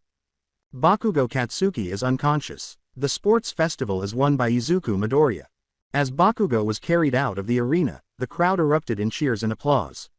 Izuku, who had fully recovered, stood in awe of the cheering crowd and walked back into the stadium feeling both ecstatic and a little let down because he felt that everything had gone too easily, that the fights had been pointless and that he had only gained fame from the public and heroes. Izuku smacked both palms to his cheeks to clear his head. I should go see, I said, but no, I don't have to. The fights were just dull. While waiting for Iida, Midoriya, Bakugo, and Tokiyami stood atop raised pedestals, anticipating the awards ceremony. After everything is finished, we have our awards ceremony to wrap up our sports festival. Cheers. Unfortunately, Iida was unable to attend due to a family matter. Granting the prizes, you adore and revere him, All Might. When the audience glances up, they see All Might floating slowly down to retrieve his microphone from Midnight, his cloak flapping in the wind. I'm present to present the medals. He approaches Tokiyami and adorns his neck with a bronze medal. You put up a great fight even when the conditions were not in your favor. I still have much to learn. That you do. A hero perseveres even when faced with difficult odds. All remember that, sir. Bakugo is approached by All Might, who then puts a silver medal around his neck. Don't let this loss discourage you. I won't ever, even when I'm the strongest, no. Quote. Good, the greatest never do. All Might approaches Midoriya and adorns his neck with a gold medal. I am proud of the person you have become. Thanks, All Might. Just try not to let it bother you. After all, total authority corrupts completely. I recall, the world can count on me to be its hero. Now that the sports festival is over, let's give our victors a round of applause. Applause and cheers. It was unexpected that everyone, even Midoriya, remained in class 2 days after the festival, but the reason was promptly clarified when Aizawa disclosed the volume of internship offers the students had obtained. 5,735 Izuku Midoriya. Bakugo Katsuki, 4,981. 4,539 Shoto Todoroki. The class received stacks of internship offers, but when it reached Midoriya, he received just one, shocking the class given the volume of offers he received. Maruko, the bunny hero, made the proposition, which was simply, come fight me. With angular, bright red lettering. Nezu, damn it, sigh, at least this could be enjoyable. Before I let you all go, you'll all have to choose your hero names and choose wisely, cause if you don't. The chamber erupts into midnight. You'll have hell to pay. You hero names will be what the public will refer to you all as. Your choice here will affect you for the rest of your hero career. Yeah, you don't want to end up like Eraserhead over here. Aizawa remembers the time Mike gave him his superhero moniker. His failure to select his own was his own fault. A few tiny whiteboards and markers are passed by each row. Alright, when you have chosen, I want you to come up and present it. The first to appear was the Frenchibu. I'm the shining hero. Cannot stop twinkling. Shorten the cannot to can't, then I'll call that a fine name for a hero. For the remainder of the lesson, this keeps happening. When Bakugo initially acquired his quirk, he was still much in love with the name he had chosen, which caused him some problems. I'm King Explosion Murder. No. Returning to his seat, he complains. Tundra was chosen by Todoroki, and it was approved. It appears that Iida has chosen to go by his own name. He must have been affected by what had happened to his brother. Tenya Iida intends to face the hero killer. The truth. I should watch him closely. The only one who hasn't presented is Midoriya. You can come up whenever you are ready. Midoriya turns his board around and approaches the podium. I'm the unstoppable hero, invincible. Feels a bit haughty, but it's a great hero name you'll have to live up to. Bakugo, were you able to come up with something? Great Explosion Murder God. Dynamite. So just dynamite. Use my full hero name. No, we're vetoing that you're dynamite. He complains about the answer. Alright, since everyone has chosen their names, I'll leave you all to choose who you'll be interning with. You all have 2 days to decide. After you are done, give your choices to Aizawa. If you have any changes you want to make to your costume, you can go to the support classes to get them done. To discuss their options, the class gets together. Having already been selected, Midoriya remained to hear the other people's conversations and offer suggestions where necessary. I'm thinking to accepting Uwabami. That's pretty good. I'll assume you are going there to learn more about the publicity side of heroism. Not a bad idea. That's not the whole reason. She is pretty high up in the rankings, so she should have some insights that would be worth learning. While Todd is true, Uwabami isn't the best hero to choose if you want to learn what a hero does to stop villains. Yes, she has saved lives, but only when the situation demands it. Most of the time she will be focusing on her brand, and seeing as you are the only one from class 1 to get an offer from her. It wouldn't be a stretch to think she would be using your looks for promotion. In fact, I think she has a new perfume line coming out, so she might be too busy to even go on patrols. Who do you suggest, Midoriya? After hearing what you said, I don't think it best I go with her. I believe it would be best to go with either Fatgum or Mr. Brave. Fatgum because he could teach you what foods are best ingested for best energy efficiency and hand-to-hand combat, while Mr. Brave would teach you what tools would be best used for most situations. Whatever your choice will be, you can't go wrong with these two. The oblique compliment caused Momo's cheeks to flush. Thanks for the suggestions, Midoriya. No problem. Iida, who are you going with? I'm thinking of accepting Manuel's offer. He manages a group of sidekicks and I think I have much to learn from him. That's great. Iida, can we talk in private? Sure, Midoriya. Izuku and Iida leave the classroom and enter a peaceful area. Midoriya, I know what you're trying to do. I need to do this. I can't let what he did to my brother stand. I know that. I'm still telling you it's a stupid idea. Whether you kill him or he kills you doesn't change what happened to your brother. I'm not stopping you from going, but think about what kind of hero you want to be. A hero who seeks retribution for past wrongs, or a hero who seeks to protect those they can see? What hero would Ingenium have wanted you to be? I can't just leave him to hurt others. Then pursue him, but do it smart. Get permission, have backup. You have the class's numbers in case things go south. Call in the might of class, or will come praying down to those that wish to harm our class representative. Some of us might be near enough to make a difference, maybe even capture him. Midoriya leaves Iida to stew since he doesn't say anything. After a few more days, the class is currently waiting for their ride to the location of their week-long internship at the station. Iida was the next to go. Hey, keep what I said in mind. I will, Midoriya. He departs with a heavy heart and a lot of decisions to make. He waves to his class as the Izuku train approaches. Izuku is now standing at an apartment door. He knocked, and as he saw a furry foot approaching his face, a preemptive warning went off. Hey Maruko. Maruko smiled broadly as she replied. Hey kid, come on inside and get changed. When Izuku entered, the place was a little disorganized, with some cake boxes folded in the trash can and a few weights on the floor. It appeared that just two individuals could live happily in the small apartment. After being escorted into a guest room, Izuku put on his superhero attire. Follow me. Maruko guided Midoriya to a woodland area on the mountainside. Some of the trees that surrounded it had already been felled. I guess this is where you train. Above him, Maruko had already poised her leg for her trademark motion. Luna Fall. Izuku's costume is torn, his feet are partially entrenched in the earth, and he remains still as he takes the blow to the shoulder. He threw her into the tree line after Maruko shifted and kicked his side, which was caught. She smiles ferociously and leaps back over. Stop playing defensive and fight back. He dodges to his side, allowing him to sail past, and then punches down on her ribs, knocking her into the dirt as a flying kick flies towards his face. He punched her chin before she could rise up, sending her flying backward and smashing into a tree. Midoriya jumps at her and punches her head, hitting the tree and breaking it along with the trees behind it, leaving a hole in the side and a clean path to the bottom mountain.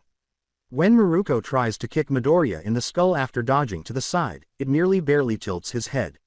When she saw this, she attempted to locate a blind area to attack, but Midoriya stopped her by tripping Maruko with a shockwave. Yes, more. For the following few hours, the blows are still being exchanged.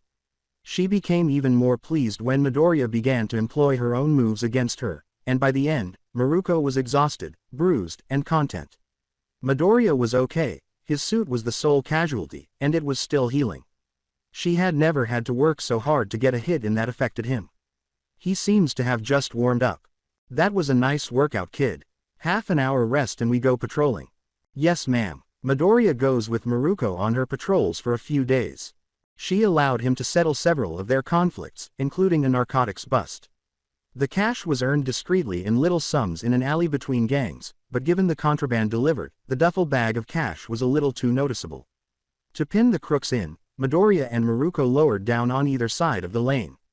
The agreement appeared to have soured as they were closing in, with both parties complaining about missing money and merchandise. They originally focused on Maruko. So what do we have here? After glancing at the hero, the two thieves choose to remain calm. Nothing ma'am, just a little disagreement. Then why confront him here? Unless you wanted to do something. You just caught us at a bad time is all. We'll be out of your hair soon. You get the money and we're straight. Not until you get me my things. Alright, next week. Before I let you gentlemen go, I'm going to need you to tell me what is it that is being bought.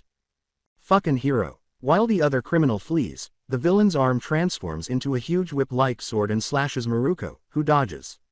However, as he turns around, he is struck by a fist, knocking him unconscious. Energy reactor. Potency raised. As the villain lay on the ground, Midoriya appears to have handled the situation when she went to assist Maruko. Nice going, Invincible. Let's see what these guys got. Maruko recognizes the injectable cartridges as triggers when she opens the bag. They may have been preparing a major event because there were tens of them. Trigger. The quirk drug. Must have cost them a pretty penny for this much.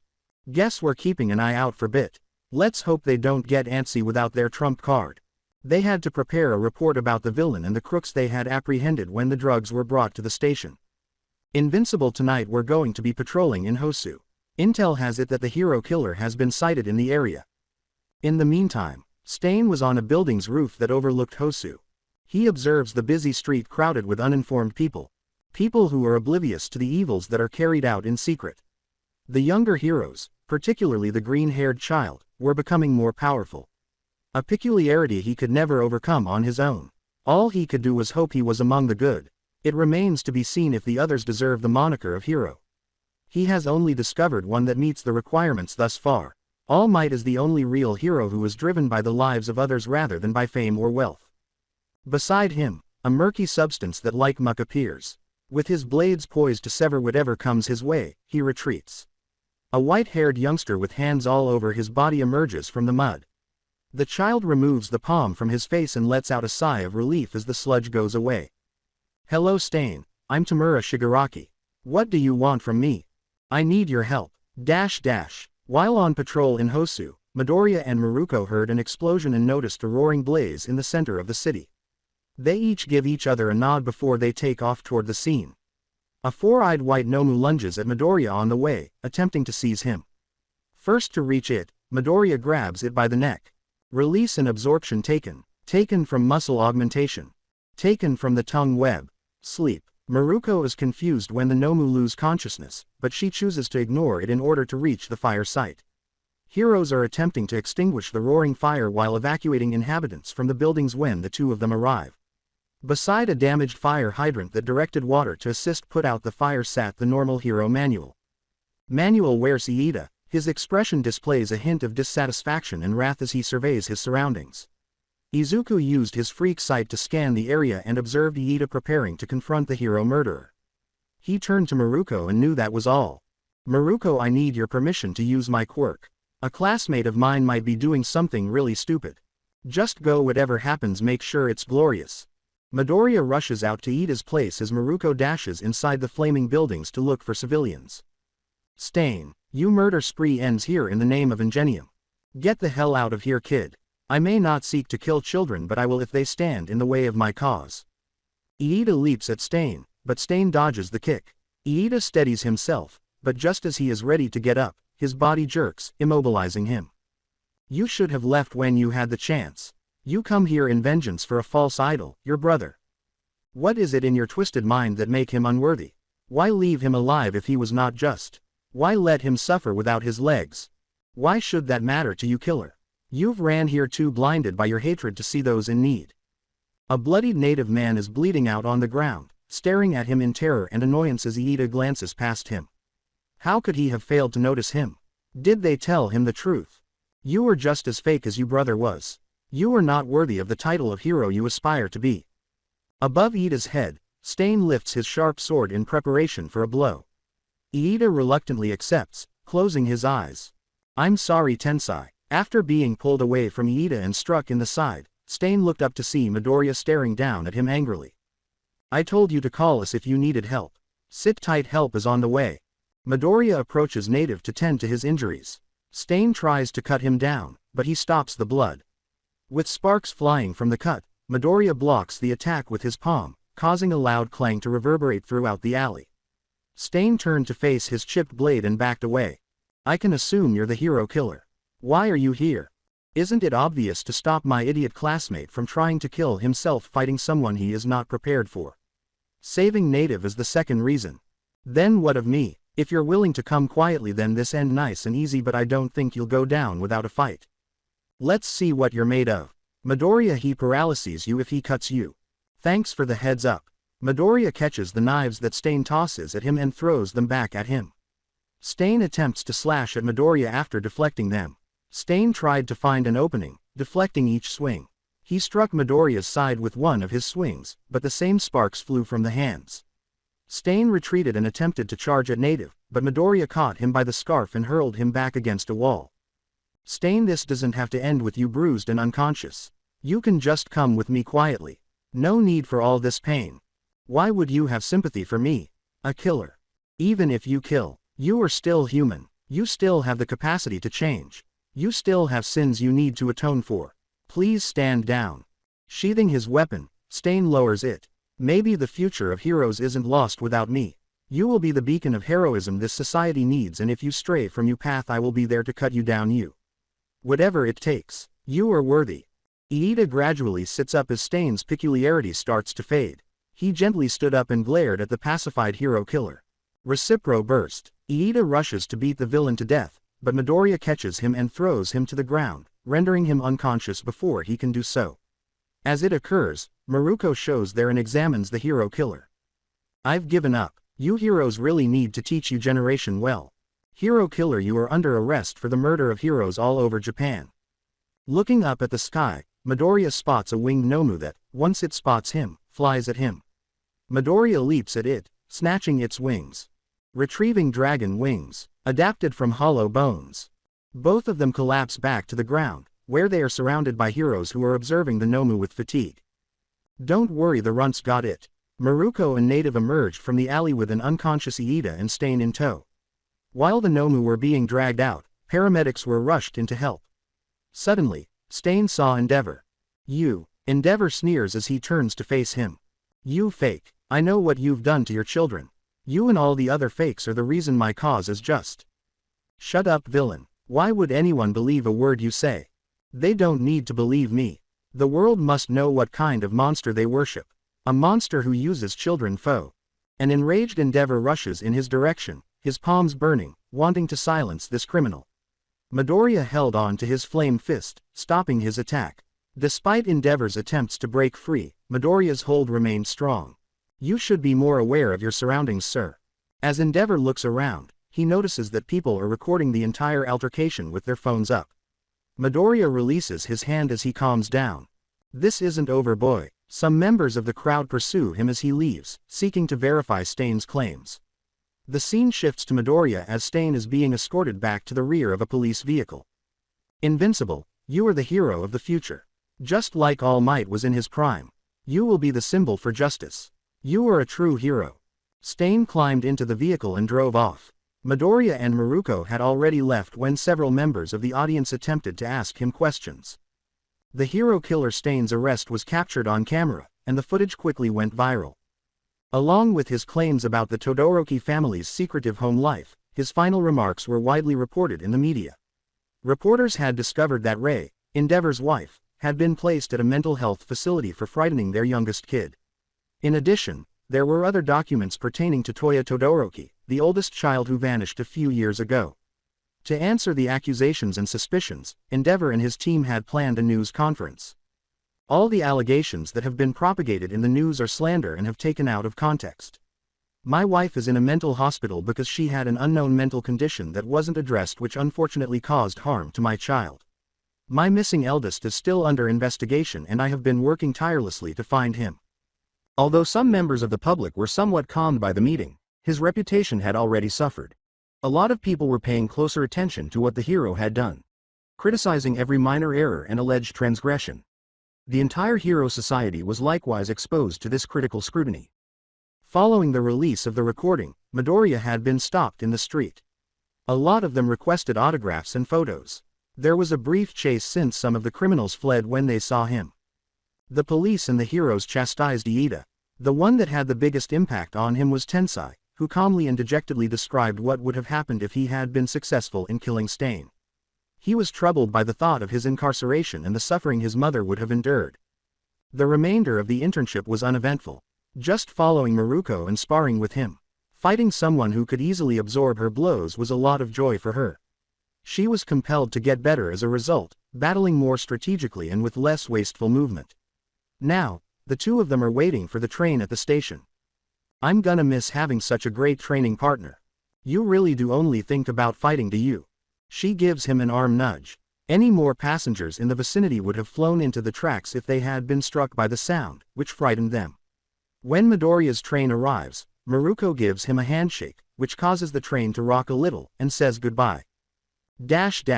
After completing their final written exam, the class is now assembled in front of a panel of teachers for their final physical examination. Welcome Class 1A to your final exam. You may be wondering why the staff have gathered here when it is a simple robot destruction test. Well, considering the times we have been inclined to adapt our tests, so today you will be put into teams and will be fighting. Us. Teams of 2 were formed out of the class. Until then, it was the situation. Katsuki Bakugo, Shoto Todoroki, and Momoya Yorozu will be fighting Eraser Head.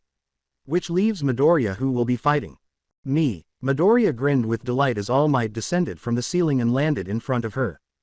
The teachers will be wearing weighted cuffs on their hands and feet to give you an advantage, however All Might will not be doing so. But sir, isn't that unfair for Midoriya? I know he is powerful, but against All Might without restraints.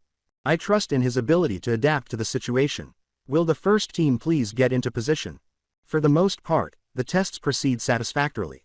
It is to be expected that not everyone passes. The most intriguing test was Aizawa's, as Bakugo was rendered incapable and failed right away, leaving Todoroki and Momo to finish it. After that, Todoroki was immobilized by the bandages. He had the option of trying to burn them off, but he chose not to, leaving Momo to battle Aizawa alone. She was able to put him in handcuffs and fool him into falling into a trap, which allowed Momo to pass the test. Izuku was now waiting for the countdown to start while standing in the center of a fictitious city. His scheme. That's quite easy, actually. All Might was beaten to the ground. As All Might descends from the skies, a blast of air obliterates the nearby structures. California Smash. The wind pressure swirled around the strike as Izuku deflected it with his palm, but the hit caused him to bend his knees slightly and embedded his calves in the tarmac. You've grown a lot stronger, young Midoriya. And you've gotten slower. Midoriya punches his right side, sending All Might flying into various buildings. Black tendrils cling to the edge of the hole. In the midst of golden lightning, All Might throws himself with the aid of a black whip for another blow. Minneapolis Smash. When Midoriya attempted to block it, he was flung back against a wall, which did not sustain any damage. However, because his legs were in the road, the skin tore off and recovered swiftly.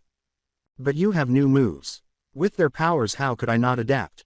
Midoriya mimics his technique by twisting his arms into tendrils, but All Might avoids it. He hooks around a post and kicks All Might in the side, knocking him back a few feet. A small amount of blood drips from his lips, but he quickly wipes it off and resumes the confrontation. The students in the observation room watched in wonder as All Might used every ounce of might he possessed to try to subdue and defeat Midoriya, but he seemed to be growing slower with each blow he delivered. Even though they wanted everyone to pass, they weren't prepared to see All Might fail. All Might halts and kneels after absorbing another blow to the face. The cameras were obscured by smoke billowing over his torso. As a last resort, he restrains Midoriya by wrapping him in his black whips. When Midoriya was unable to bust his way out, he turned to muscle augmentation to increase his strength and finally broke out. All Might chooses to end it in a single shot after realizing this.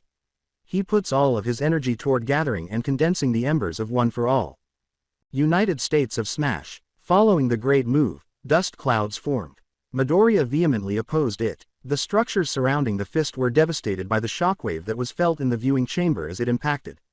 In the midst of the devastation, Midoriya stands erect with All Might's fist against his bare ribcage, exposing a writhing red mass underneath and a cuff around his wrist. The dust clears to expose a ruined test site full of the rubble of the once standing structures. Villain captured. All Might's defeat marked the end of the exam. Given his heritage and recent power boost, it was an incredible sight. The class surrounded Midoriya as he entered the observation room, praising him on his accomplishment. As the crowd erupted in cheers and praise, Bakugo stood gazing at the frame of Midoriya's victory. He was laughing, cuffed, and trying to look like All Might, but he appeared fully uninjured. The picture burned into his mind. All Might lost to him. He did it with ease.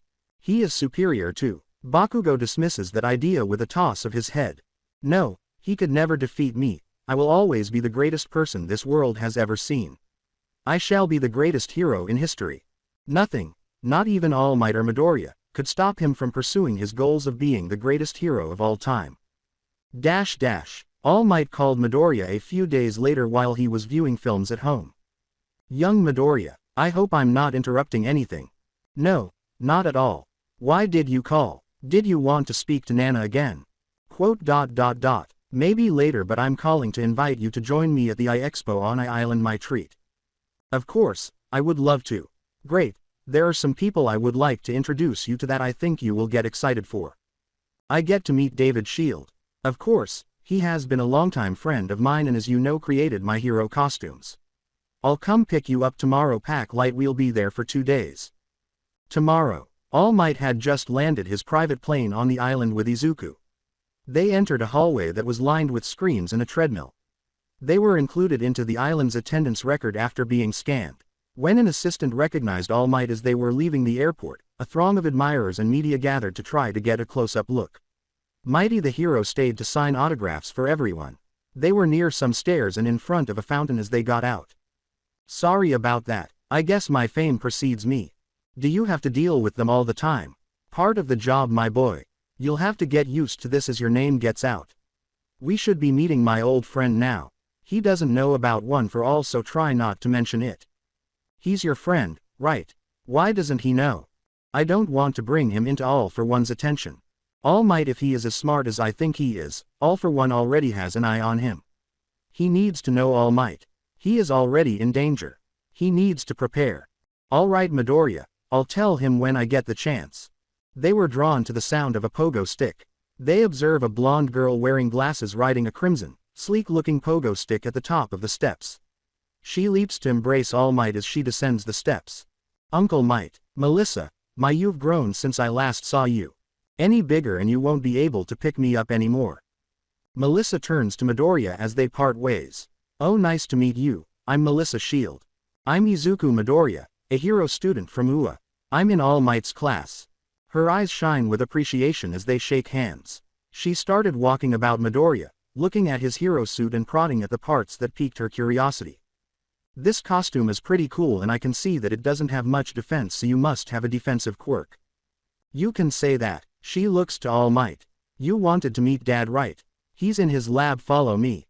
As she rushed off, the pogo stick twisted and became a bracelet on her hand. When Midoriya sensed a familiar quirk, muscle augmentation, All Might and Midoriya ran after her. He notices that the owner of it has 2 peculiarities as he turns to face them: augmenting muscles and manipulating metal with touch. He subtly informs All Might that he will handle it later. When they got to the laboratory, Melissa entered first to prime the door for All Might. All Might enters the room David was in, sensing that the moment is right. An older, larger man with short blonde hair who appeared to be David's assistant was with him. I am here to visit an old friend.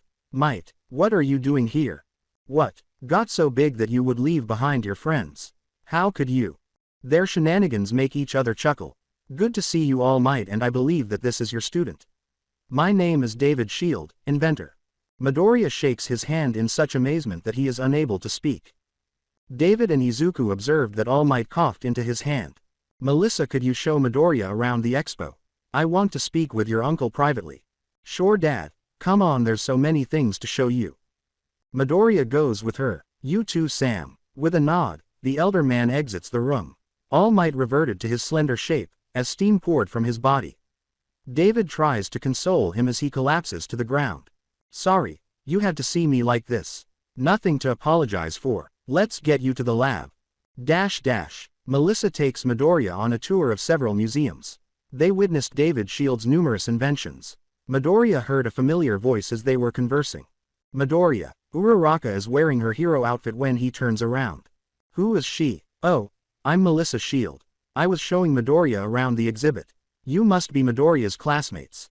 I didn't know you were invited. On the side, Jiro was behind Yaoyorozu as she rubbed her earphones. Oh, he came with All Might. The three girls give him a startled expression. They were unaware of his strong relationship with All Might. Then what happened to your invite from winning the sports festival? I gave it to Kirishima. Hey Midoriya, we have been walking a while. How about we rest at a cafe? They were sitting outside now. He was perplexed by the girl's request to sit at a different table, but he complied. When his drink came, he was thinking about the person he sensed. Thanks. Don't mention it, Midoriya. He sees Kaminari with a tray and a waiter's outfit when he glances up. He is also noticed by the girls, and Jiro blushes a little. Hey, are you working here? Yeah, the island was hiring temps to work during the festival. Being here and getting paid for it was the best decision we've ever made. Of course I wouldn't have got this job without my main man. Mineta showed up and started staring at Melissa until he noticed the group's dissatisfied glances. Are you two slacking? They are chased by Iida, who stops in front of the group. Hey Iida, how did you get invited? Oh, the entire Iida family was invited but the others were too busy so I came as representative. Oh, they decide to investigate after the conversation is cut off by an explosion. The group sees a smoking mountain as they enter a mountainous arena. With 33 seconds on the clock, we have our 8th placer Enjiro Kirishima. Cheers, and a new challenger approaches. Ready, go. An explosion erupts as Bakugo rapidly eliminates the robots with his quirk, winning first place with a time of 11 seconds. He notices Midoriya as he turns to face the applauding spectators. Right in front of him, he launches himself up to the railings. How the hell did you get here? Plain, hey, since you guys are here, do you want to try this out? As if any of these losers would beat my score. On the starting circle, Midoriya leapt to the ground. Looks like we've got ourselves a new challenger. Let's see how he does. Midoriya leaps into the air and flicks his fingers in the direction of the mountain with all of them. And with an unbelievable time of 2 seconds, we have our new first placer. Cheer, let me try again, I can definitely beat that. I was giving everyone else a chance. Kirishima and Iida held Bakugo back as he screamed. They turn to find the mountain coated in ice as the sound of ice suddenly catches their attention. Today's second place finisher, Shoto Todoroki, came in at 13 seconds. Not good enough yet. Bakugo erupts from the bleachers. A freak of ice. You dare. How come you're even here? To brag. Everyone else is here and Endeavor didn't want to come. Iida rushes toward them. Avoid giving away UA secrets. All Might is being scanned in a pod in a dark room as David watches the results. All Might stands up after the scan is finished. This is not good. You're almost done with your quirk. It wasn't this horrible following your altercation. David, you have to be aware of one of my peculiarities. He responds with a troubled expression. What is it? Don't claim that you are no longer strong. No, that isn't it. I've been keeping my peculiarity a secret for far too long. You must be aware. Thank you for being willing to tell me. What caused this? Midoriya, one of my students, persuaded me to tell you. Does this room have any listening devices? No, it's completely soundproof. All right, so One for All is my quirk. It accumulates power. Which would explain some of the drop-off but not to this extent. But it's more than that. For the sole reason of defeating All for One, this peculiarity has been handed down through the centuries. Down, you don't mean. Yes, I didn't have a quirk called One for All. I received it from the 6th holder, Nana Shimura. So, what peculiarity did you previously possess? I was quirkless, so this power could be from the first instance of quirks. It was. One for All was the result of combining two peculiarities. The capacity to provide and to accumulate power. The foundation of One for All is these two peculiarities. Then the quirk awakening you had was the quirks of the previous holders. Have you not already revealed the quirk to others? Your quirk levels were already low before to the fight. Is that Midoriya? Yeah, the quirk had grown too strong. Anyone with a quirk and One for All experience ages more quickly.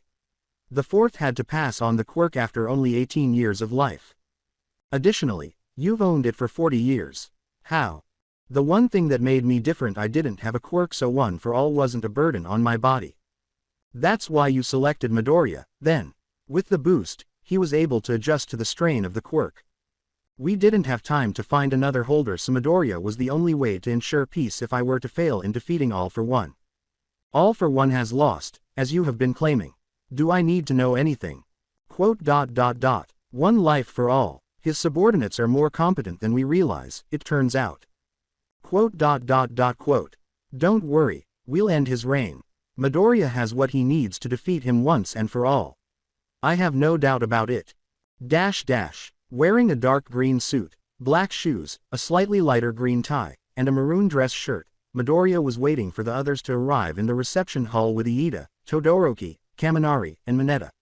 Eventually, the girls arrived in dresses one by one, and they were now waiting for Bakugo and Kirishima to arrive when the lights abruptly went out and an announcement was made. A lockdown with an emergency alert has been initiated. Everyone needs to take refuge. Everyone who stays outside will be taken into custody. The elevators were turned off, and the reception doors were locked. Well, what do we do since we can't enter? Could you hear what's going on in the reception hall, Jiro? Jiro hears some individuals crying and the noises of a struggle when she plugs her earphones into the wall. These villains, I need to find a way out of this. Jiro informs the group of this. The hall's roof is made of glass, correct? Let's go check on things.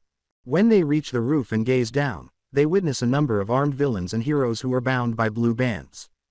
After drawing All Might's attention and indicating that they can hear him, Midoriya turns to the group and informs them that the villains, led by a villain named Wolfram, activated the security system, took David and Sam hostage, and were heading to the vault to retrieve something.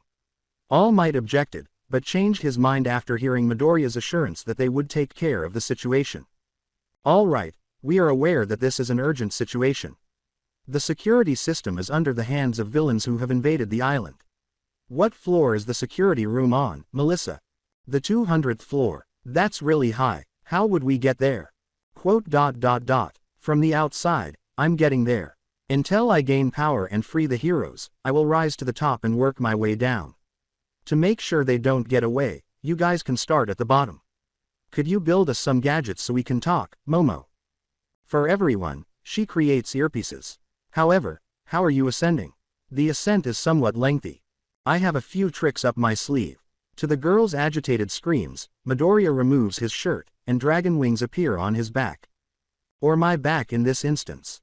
Call me if you need assistance. To his class's astonished gaze, Midoriya leaps into the air. Were you aware that Midoriya was capable of it? There was a collective head shake from side to side for Melissa. We didn't know he could develop new limbs, and he never really gets to show off his oddity. We were all unable to persuade him to give it his all. Looking around the tower for any air defenses or cameras, Midoriya continued climbing. On the roof, he spots a helicopter manned by some villains brandishing assault guns, and he blitzes past them, knocking them out and using ventriloquist to grab a hold of the pilot. Turn off the engine. The pilot turns off the engine. Make it so this helicopter will not take off. Midoriya takes the key and twists it into his hotel room as he pulls it away and turns several levers and switches. Forget everything about me and how to operate a helicopter and sleep. After the pilot loses consciousness, Midoriya shuts off the dragon wings and searches the area. He discovers a storeroom with a number of tools, fuel, and chains. He gathers the villains and chains them to a pole and chains the pilot to his seat so that anyone who might get up there would believe it was safe. Midoriya descends into the building and searches through the rooms, overhears someone discussing children climbing the tower, opens a gate into the room, knocks out the guard, and seizes the man at the computer. Show me the cameras to the intruders. When he hits a few keys, a scene of the class sprinting down a hallway appears. Checking in, Midoriya, the security system is under my authority. They pause, glance up, and wave to the camera. I'm protecting the vault by turning off the access and turning on the elevators. David is on his way to you. All right. Quote. They enter the elevator as Midoriya shifts the camera to David and Sam, who are by themselves. He finds that strange but assumes they will be all right, so he returns to the class and finds them rushing to the elevator in the greenhouse.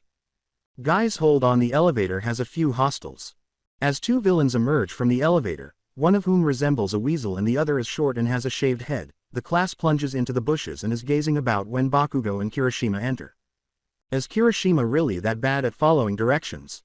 How in the hell did they get here? Hey, could you tell me how to get to reception? We became somewhat disoriented. Don't fuck with me, kid, you really think that would work? They are attacked by the short one, which transforms into a purple gorilla, and are briefly encased in a wave of ice before holes in the ice allow the villains to escape.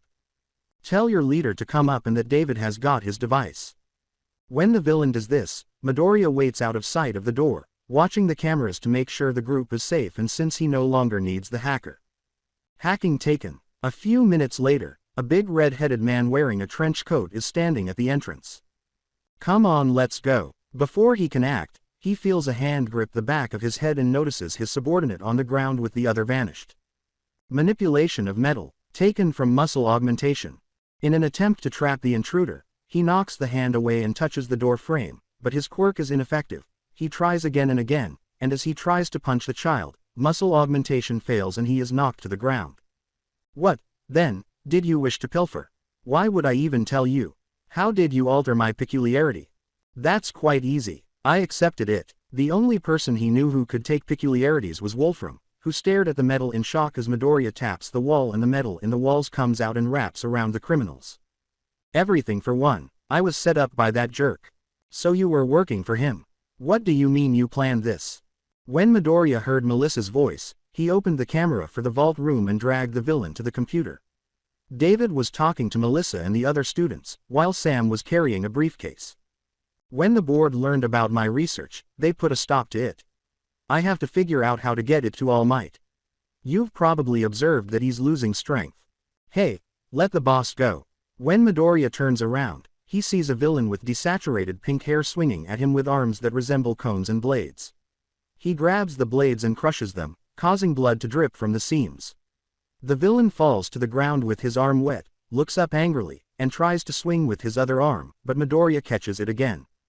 Taken from Cone Spike, he already had a quirk like that, so Midoriya gave it back to him and temporarily used super regeneration to repair his arm, but he forced it out because it didn't appear to want to go. Cone Spike provided sleep. To Wolfram's amazement, both the villain and the one on the computer pass out. Deactivate emergency alert. The villain wakes up again and does so, and after putting him back to sleep, Midoriya catches Wolfram by the back of his coat and pulls him along with him. Ignore my abilities to grant and receive quirks, and assume that you are in anti-quirk cuffs even though your quirks haven't been taken. You should blame, All for One, if you are unable to use your quirk. When Wolfram regained consciousness, his eyes went glassy, and he started to struggle with his bindings. If it wasn't for those damned cuffs I would have crushed this whole building. Keep it for the court. Go to sleep. Midoriya presses his earpiece as Wolfram loses consciousness. I got Wolfram, guys. We should meet in reception. Well done, Midoriya. There, we'll meet you. After a restrained Wolfram was flung through the door, Midoriya reaches the landing next to the glass roof, takes up his shirt, twists the key back into the helicopter, and enters the hull where the heroes are waiting. Sorry about the interruption, Midoriya. Melissa ran over and leapt to give him a hug, but Midoriya grabbed her. I'm happy you're all right. He didn't fight very hard, did he? No, I caught him off guard. What, therefore, makes the briefcase so crucial? David approaches him. I think it would be best if we spoke of this in private. All Might and Midoriya were led to a safe meeting space. Where is the senior citizen? No offense. Sam was placed under arrest. He recommended that we orchestrate a robbery using fictitious villains in order to covertly deliver the device to All Might. It turns out that he felt deceived by my decision to let the board freeze our study. The truth. What was the purpose of the device? To be able to restore All Might to his former glory, it must be quite strong. A device that resembles a crab is visible as David opens the bag. This oddity amplifier had no problems, yet it was comparable to others found on the illegal market. To be honest, I agree with All Might's recommendation to destroy it as they wouldn't accept it. If it were released, the resulting disruption would be enormous. I can destroy it if you'd like. Do you know how to get rid of it? That's something you could say. Unclean beam. Midoriya's finger emitted a dark laser that obliterated the device and its cover. David recognized the oddity and turned to face All Might. All-powerful. David the First. No, it looks bad, but I believe Midoriya would like to explain. He was informed by Midoriya of his connection with All for One, which had taken away his authority and debilitated him. Did you pick up on all of his peculiarities? I did, however it appears that he had numerous copies of his quirk in addition to a lot of others. In order to regain his full strength, he had dispatched Wolfram to retrieve the device. The truth. Fact. He did. It appears that Sam was unaware of what he had gotten himself into. Fiction. Sam was working with All for One. The truth. Fact. David and All Might sit quietly as they take in the information. All for One had an agent on I Island who nearly made his robbery happen. If it weren't for Midoriya, this could have been the final nail in the coffin. The three of them head back to reception. Hi, Midoriya, could you tell me how you developed those wings? Oh, it's something I discovered a while ago. Just like how I turn my arms into tendrils, I can mold my body to my needs, though some things are still difficult. The remainder of the evening proceeded without incident, and the class was thrilled to talk about their experience facing real villains instead than the USJ goons.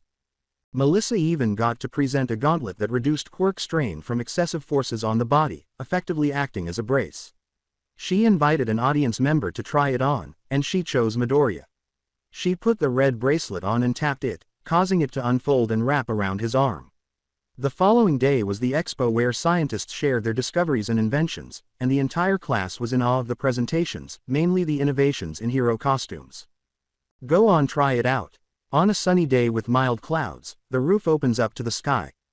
Midoriya prepared his fist and punched into the sky, creating a pressure wave and a hole in the sky. Suddenly, there was a crack from the stage, and when the audience looked over, they saw that the gauntlet was cracked. Melissa explained that it was a prototype and that it was estimated to have survived 3 of All Might's blows in his prime. Many people in the audience wanted to invest in the project and intended to get in touch with her. Despite the disruption, the expo was a huge success. The class decided to go on a group shopping trip to prepare for the summer camp, which Aizawa announced would be held in a few days. Midoriya joined to buy some extra clothes because they tend to get destroyed whenever he trains, but they decided it would be faster if they split off to buy whatever they needed. As he waited for the class to gather at a booth in a fast food restaurant, he felt a familiar quirk come near him, an exact replica of Decay. "May I sit here, please?" Before he hears back, he sits. "I'm planning to attack your summer camp. And this is what you're telling me?" Quote, "All for One will be ambushed by me. To increase my chances, I simply need a means for you to be there. You want me to win by a single vote? No, I would like you to ensure that he never rises again. You have the original All for One, I know that. You might eliminate whatever danger he might present. The fact that I need you to be near the doctor is more crucial. Has this doctor been given a name? Dr. Garaki Kyudai. He may go by several aliases. He's an elderly man with a bushy mustache and strange goggles. Quote, Dr. Tsubasa is actually Dr. Kyudai Garaki. Fact, he may be. Were you acquainted with him? If my peculiarity appeared, I went to see him as my doctor. Now, where is he? I'm not sure. He doesn't reveal where he is. All for One's warping oddity is the only way I get to meet him underground. Are you on board with the plan? I need you. I take it that I can't tell anyone. No, it's too dangerous. Even in UA, All for One has eyes everywhere. Fact, whose eyes did he purchase? He is obtaining his information somewhere, but I'm not sure. Since it wasn't very thorough, I assume it focuses mostly on your class at the student level. I was aware of your journey here for that reason. Quote, Okay, I suppose I'm in. When the time comes, you'll know what to do. A few elites will be raiding your camp, therefore we need to make it as plausible as possible. Try not to cause them too much harm. Any Nomu, how about? Why will there be a few dozen? That will be where I will be captured. Okay, then we got a plan.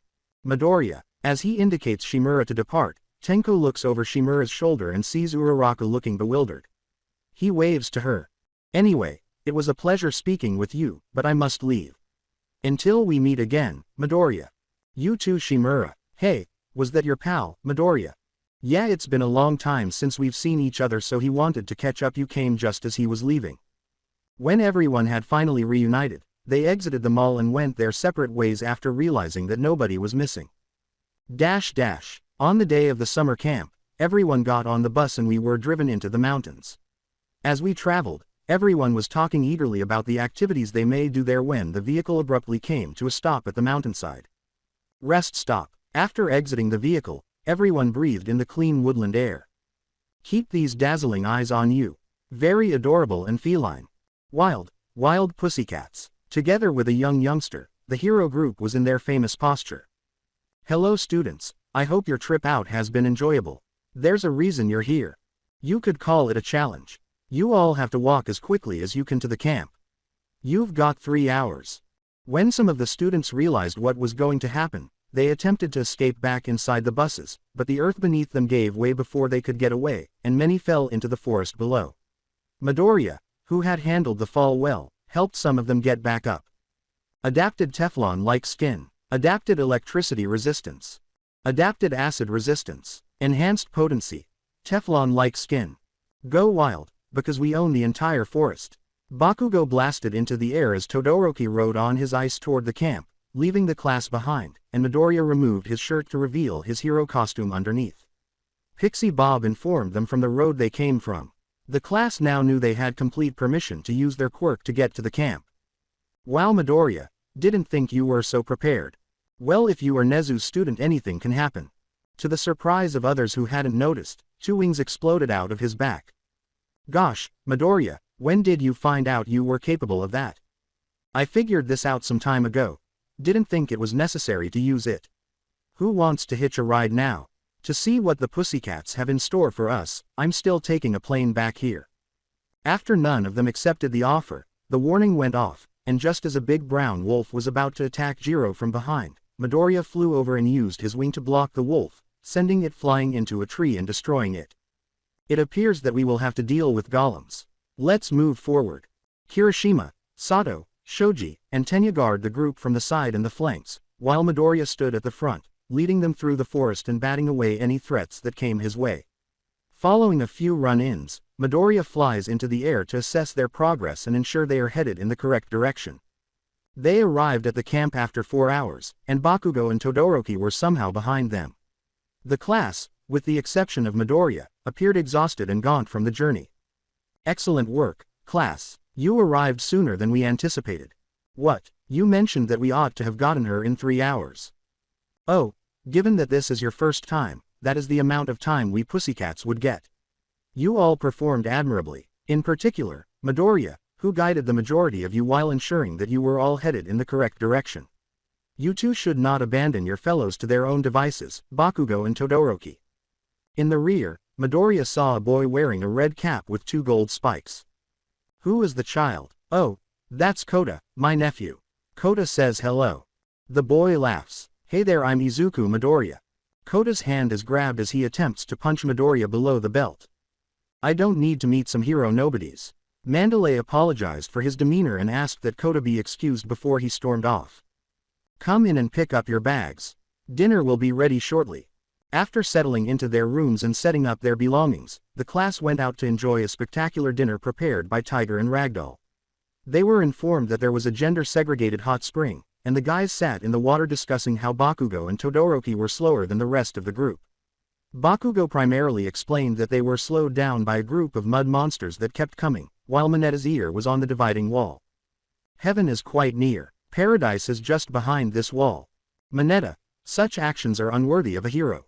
However, do you not hope to see the other side? You can continue to dream, though, since I refuse to let my dreams remain just that, dreams. Mineta started to stick his quirk onto the wall and climb up the wall, but Midoriya wasn't as concerned as Iida, who was frantically reprimanding and urging him to come down. He was about to reach the top when a wooden mallet struck him in the head, causing him to fall, but Midoriya caught him with his tendrils so he didn't have to get out of the water. Kota turned around as the girls thanked him, fainted at the sight, and fell onto the girl's side, but before he could go too far, a tendril caught him and pulled him back to the boy's side. Midoriya exited the water to see how Kota was doing. I'm going to get him to Mandalay. After leaving, Midoriya discovers Mandalay in the corridor. Midoriya, what took place? Mineta tried to climb the dividing wall and Kota stopped him, but Kota then looked over at the girl's side, passed out and fell off the wall. Kota is taken to his room by Mandalay, while Midoriya waits outside for her to emerge. I apologize if this comes across as rude, but why doesn't Kota enjoy heroes? Quote. Are you familiar with the water hose pair? Midoriya's gaze expanded. Yes. His rage is understandable given that he was informed that his parents' deaths were honorable and that it was what they ought to have done. That wasn't supposed to occur. I didn't know how to raise a child when Kota was left with me, but he hasn't been open to changing his viewpoint no matter what I do. I appreciate you assisting him, Midoriya. No issue. Everyone would do that, after all. The other boys had just returned, so Midoriya walked to the shared boys' room. How is Kota doing, Midoriya? He's fine, just saw too much on the girl's side. That lucky brat, Mineta. Aizawa is in the doorway when the boys turn to face her. While the others have extra classes, you will be taking private lessons with Tiger. Enjoy your evening, since tomorrow will be a memorable day. Since they don't want to be late, they decide to pack in for the night and go to bed early. Midoriya was awakened by the sliding balcony door in the middle of the night, and he cracks his eyes a little when he sees Aoyama disappearing. He gets up, creeps up to the door, and finds him talking on the phone. Yes, we are exercising with the pussycats in the highlands of the Beast's Forest in Nagano. Yes, we have Class 1A and 1B available. Just the teachers in our homeroom. Yes, I'm enjoying myself immensely here. Oh, I see. Goodbye, Mom. Aoyama is leaking information to All for One. The truth. Hey, were they your parents, Aoyama? Yeah, all they wanted to know was how I was doing. Have I woken you up? I apologize for it. It's weird hearing you talk without the French accent. Midoriya puts his hand on Aoyama's shoulder as his eyes enlarge and he looks down. Quote. No adaptations. Given his shortcomings, he ought to have one, or not, since he has them. Hey, man, don't stress over it. I take it you desired a new beginning. I'll keep it a secret. Let's return to our sleep. Then merci Midoriya. Sleep. In Midoriya's arms, Aoyama nods off, and he returns inside to put him to bed before cautiously stepping outside again so as not to wake anyone. Aoyama was given naval laser by All for One. The truth. Aoyama is aware he is feeding information to villains. Fiction. Quote. Aoyama suspects that he is providing villains with intelligence. The truth. Aoyama feels guilty for leading the class into danger. The truth. Aoyama knows that he got his quirk from All for One. Fiction. Aoyama appears to be an unwilling participant in All for One's plans based on the facts provided. I ought to give Nezu a call. Midoriya gets up early and takes a leisurely jog around the building. Aizawa had just woken up and was sipping coffee when he returned. He cast an impressed glance at Midoriya. Morning sensei. Morning Midoriya. Did you go for a run? Yeah, it helps me think. Is anyone else up? Your classmates are still asleep. Don't wake them up. Aizawa keeps walking down the corridor. People began to get up and go about their morning routine around 30 minutes prior to the scheduled meeting time. They discovered Midoriya using his phone to view something while seated on the lounge sofa. He was prepared for today's workout by wearing the school gym uniform. It was now time for Class 1A to gather in a clearing outside the building. Now that everyone is here, while you all have trained your stamina and strategic thinking, this camp is to increase the output or improve your move set. Bakugo is thrown a baseball by Aizawa. Throw that ball.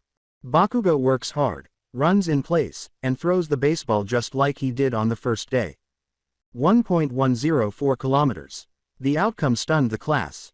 It was a little discouraging to see such little progress after months of training. Quirks need to be pushed to the limit to improve. Let's get to it. Tiger was assigned to Midoriya. Even Tiger was unable to inflict much damage, so they shifted to fighting training, which mostly consisted of learning new moves. He was with him while his quirk worked by being struck by punches that negated his adaptations. They swung back and forth until he was struck by one of Midoriya's strokes. Even Tiger was unaware of this, so Midoriya assisted him in mastering the technique. As soon as he could reflect every blow, Midoriya started striking more forcefully and quickly. His resistance increased with each hit that was reflected. Tiger eventually became exhausted because the new move was very taxing on his body and quirk. Class 1B has just arrived to witness the full intensity of 1A's training. There are crackles of ice and explosions all around. In order to push themselves to the limit, the class was training their peculiarities under unfavorable circumstances. Then they turned to see Midoriya striking Tiger, who was rerouting the strikes back onto Midoriya, more quickly than they could understand. Sir, there doesn't seem to be enough people to keep their attention on us. Don't worry about the pussycats have quirks that work in an area of effect, so they are more than capable of keeping an eye on you all. Tiger stops and instructs Izuku to rest. Everyone who has a physical enhancement type quirk should come to me. I'll push you to tip-top shape. Tiger is chosen by Itsuka Kendo, Jirota Shishida, Tetsu, Hiryu Rin, and Nito Monoma. That's quite a few. Midoriya, if you wouldn't mind, could you help them with their fighting styles? No problem, sir. So who wants to go first? I would love to fight the strongest of Class 1A. A smug-looking boy with blonde hair approached Midoriya. Monoma, if I remember correctly you can copy quirks. Yeah, he puts his hand on Midoriya's arm. Increased potency. Quirk factor imitation. Detection of copying. Detection of mild malevolent intent. Copier is given a weakened physical variant. Monoma is knocked back when Midoriya punches him in the chest. Monoma tries to fight back, grinning. Midoriya grabbed him and stopped his attempt, punching him in the same location but with less force. For the following 10 minutes, Monoma stays in continuous communication with Midoriya. Monoma, we should stop. Why, it was just getting good. Your quirk has a time limit, right? I want to know what will happen when it runs out. What scared you might have made me stronger. It's better if you did, cause the alternative is not pretty. Oh, and what horrible outcome will befall me. You might just die on the spot. Monoma and everyone else who hears them are silenced by this. What do you mean? My quirk mutates your body to better withstand damage to it. Currently I don't have organs I don't currently use. The red tendrils transform Midoriya's arm. I've suffered so much damage my body had decided that individual organs were too much of a liability. My body is made of these tendrils here in a very dense skeleton. Then, it was just a theory. You haven't had the quirk as long as me, so you might feel a bit of discomfort. Realistically, at worst, you would feel weak as the resistances you developed leave your body. After waiting the excruciating 5 minutes for the quirk to end, Monoma collapses onto his hands and feet, his lips drying up and blood dripping from his mouth. He pushed the other Class B kids away when they went to see how he was doing. He stood up gently and wiped away the dried blood. Pant, I am not touching you again. I wouldn't force you to. Of course, I could make you a living bracelet so my quirk would never turn off, but that would give you another weakness. There is no need for that. I do not want to experience what it would have felt like if I kept it for longer. So anyone else wants to spar? I'd like to if you don't mind. Overall, the remaining spars went really smoothly. Tiger suggests that the pupils battle Midoriya collectively as a way to wrap up the training.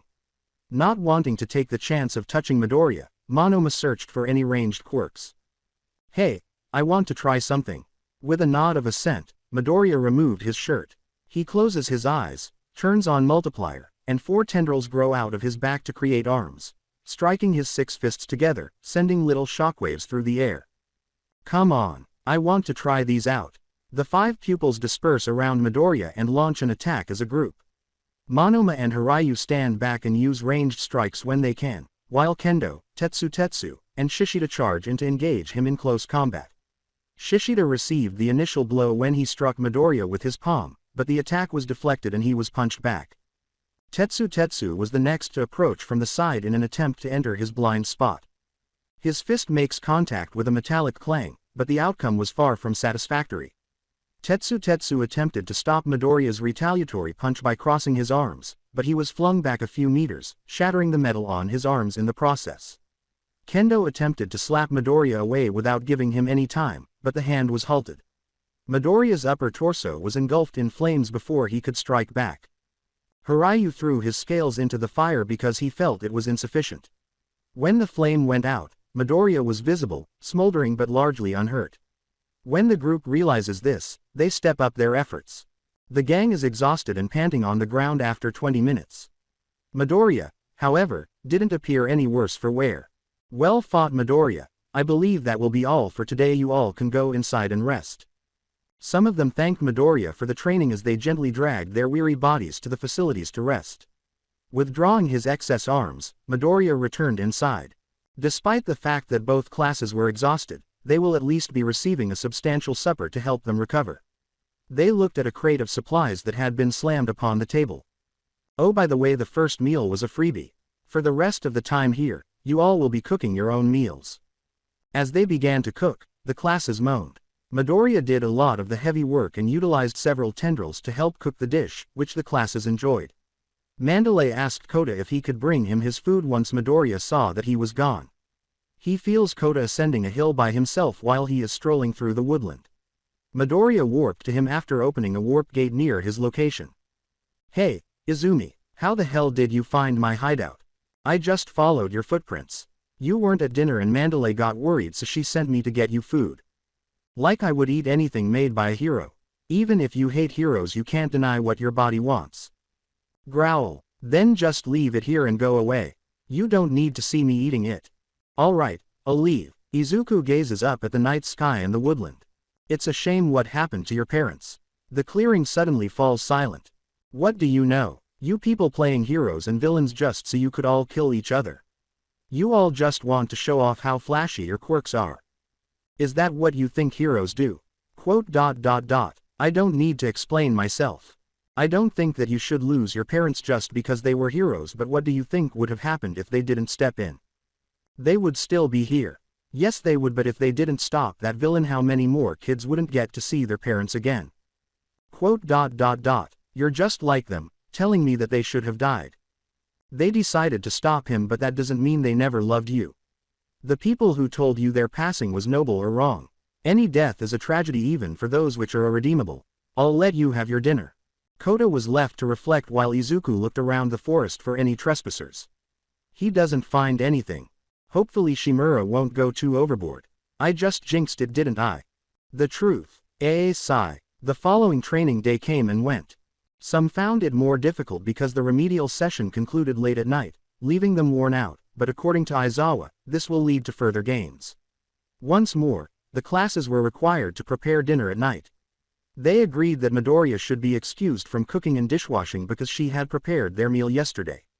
The pussycats gathered the remaining classes after dinner, and the remedial pupils proceeded to their class.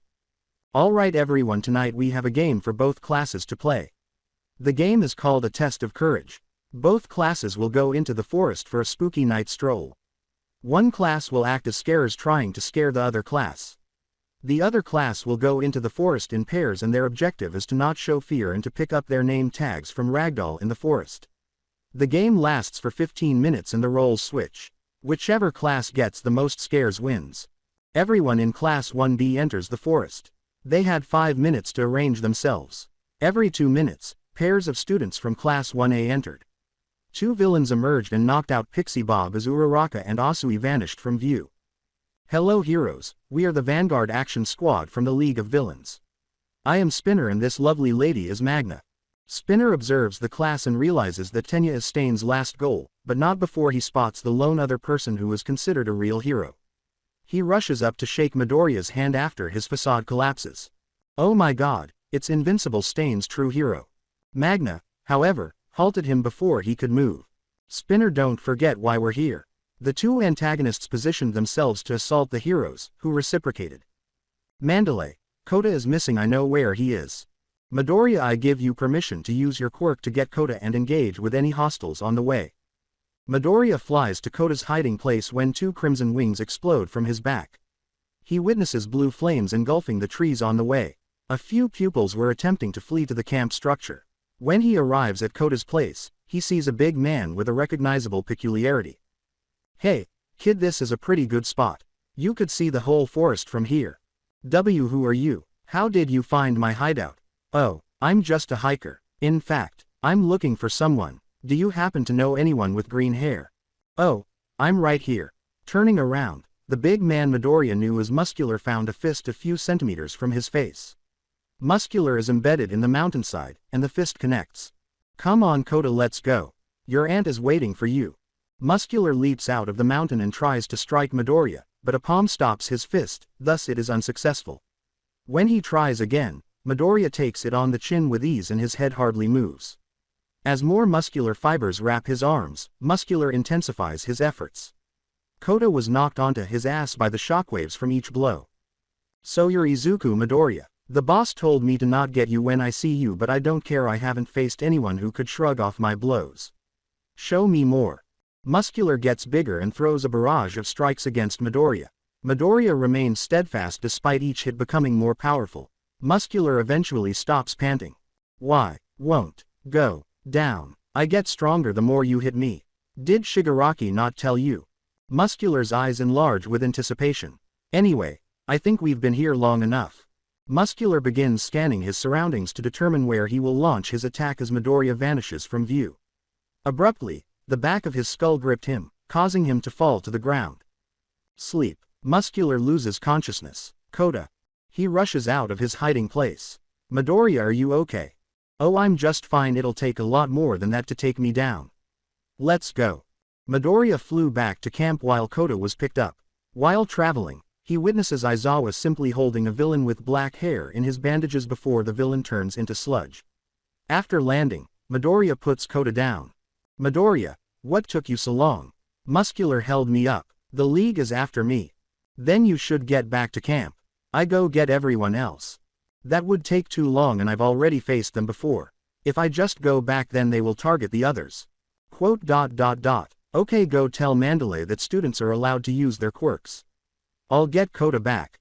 Flying back into the air, Midoriya returns to Mandalay and Tiger, who were behind. "Puny heroes, you're no match for the Vanguard Action Squad." Midoriya stomps on the spinner's back after plummeting from the skies. Magna's distraction was promptly resolved. "Mandalay, Kota is with Aizawa and he has a message. All students are allowed to use their quirks under his name to escape the villains." For the pupils who are still in the jungle, Mandalay sends the message. With peculiar vision, Midoriya scans the trees and spots a sizable group of Nomu encroaching on their location. "Mandalay, I'm going to go save the rest of the class that are still in the forest." "Okay, stay safe." Midoriya spreads his wings and flies at the vast horde of Nomu. The quirks they had were all the same copies of shock absorption, hyper-regeneration, and multiple strength and speed boosters. Midoriya descends down in the middle of the mob, taking the idiosyncrasies of whomever Nomu touch with him. After getting past most of them, he finds a figure in a trench coat, a top hat and wearing a white mask. Shock absorption X15 taken. Hyper-regeneration X15 taken. Strength enhancer X15 taken. Speed enhancer X15 taken. "Hello, my name is Compress. I believe I would be your ride for your kidnapping." "Well, with a quirk like yours, I would expect nothing less. Let's get this over with." "Did they give you cuffs?" "Yep." After putting the cuffs around his neck, Midoriya approaches to apply pressure. Compress touches his shoulder with his hand. "Ready." Looking over his shoulder, Midoriya notices that Aoyama is staring at him.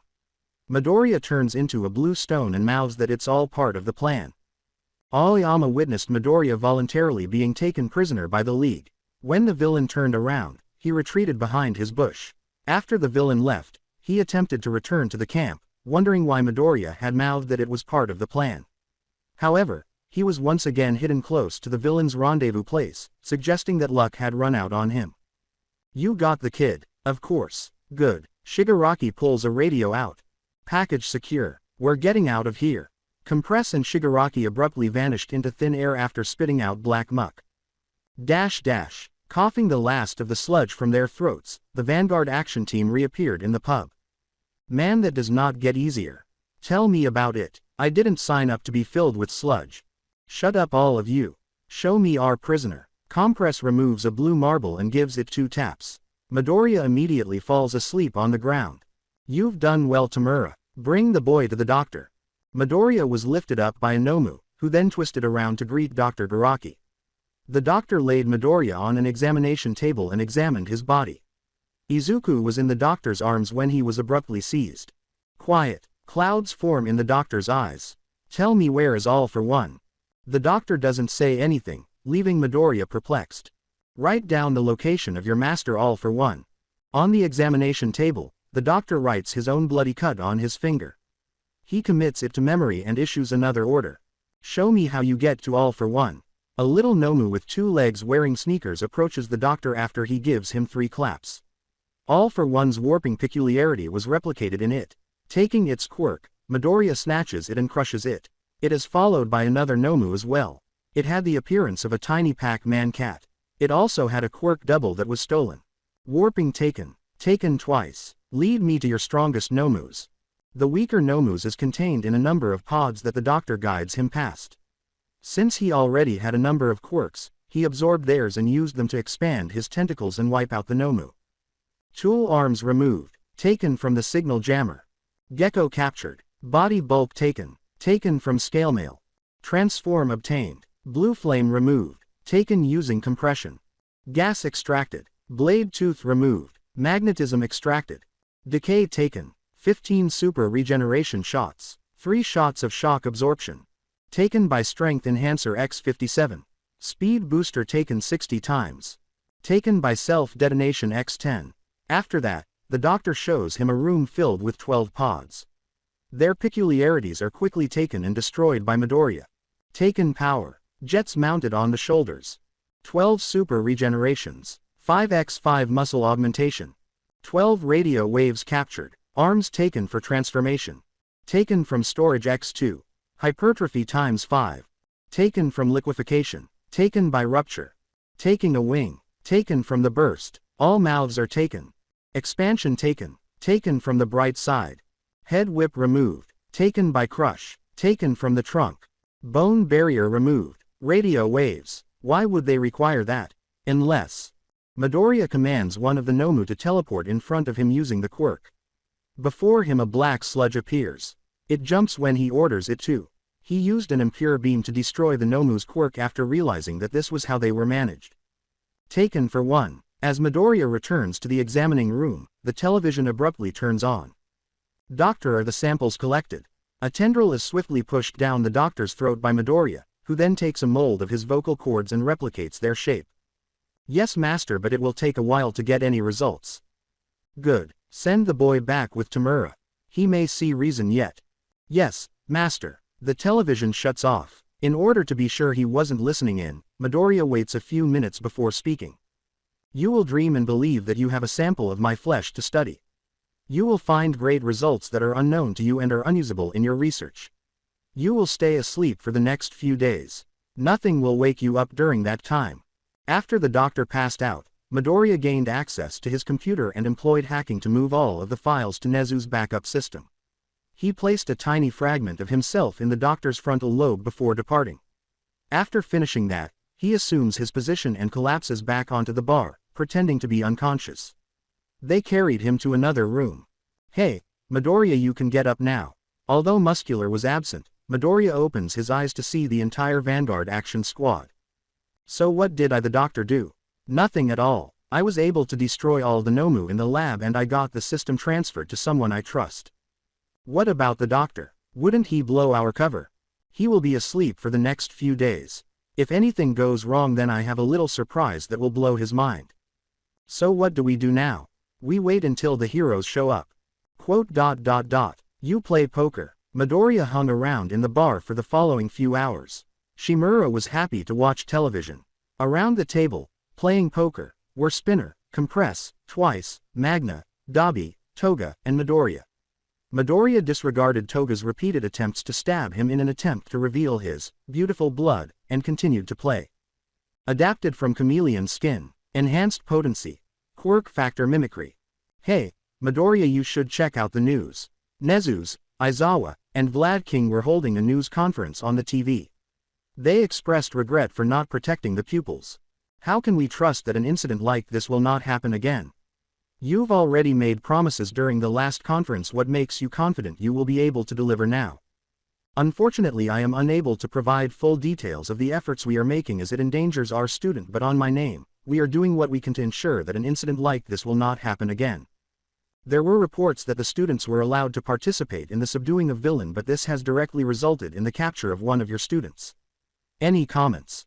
Aizawa responds. I had given them permission on the assumption that the situation could have been handled by them and to allow them to better escape the villains, and to avoid the worst-case scenario of a fatality. With the capture of Invincible, how can we be sure that the villains will not use him to attack the public? We do not know what they are capable of, and seeing the monsters used during the assault, the public fears that he will turn on us. Nezu answers. The heroes and police are currently doing everything they can to locate the kidnapped student. Personally, I think that had made a big mistake in choosing Invincible to be taken. Knock, knock, pizza delivery. Oh, the pizza is here. We didn't order pizza. Midoriya was left alone when the door exploded open and branches emerged from the smoke, containing the baddies. You are fine now. Why? 'Cause I am here. Midoriya, I hope they didn't do anything to you.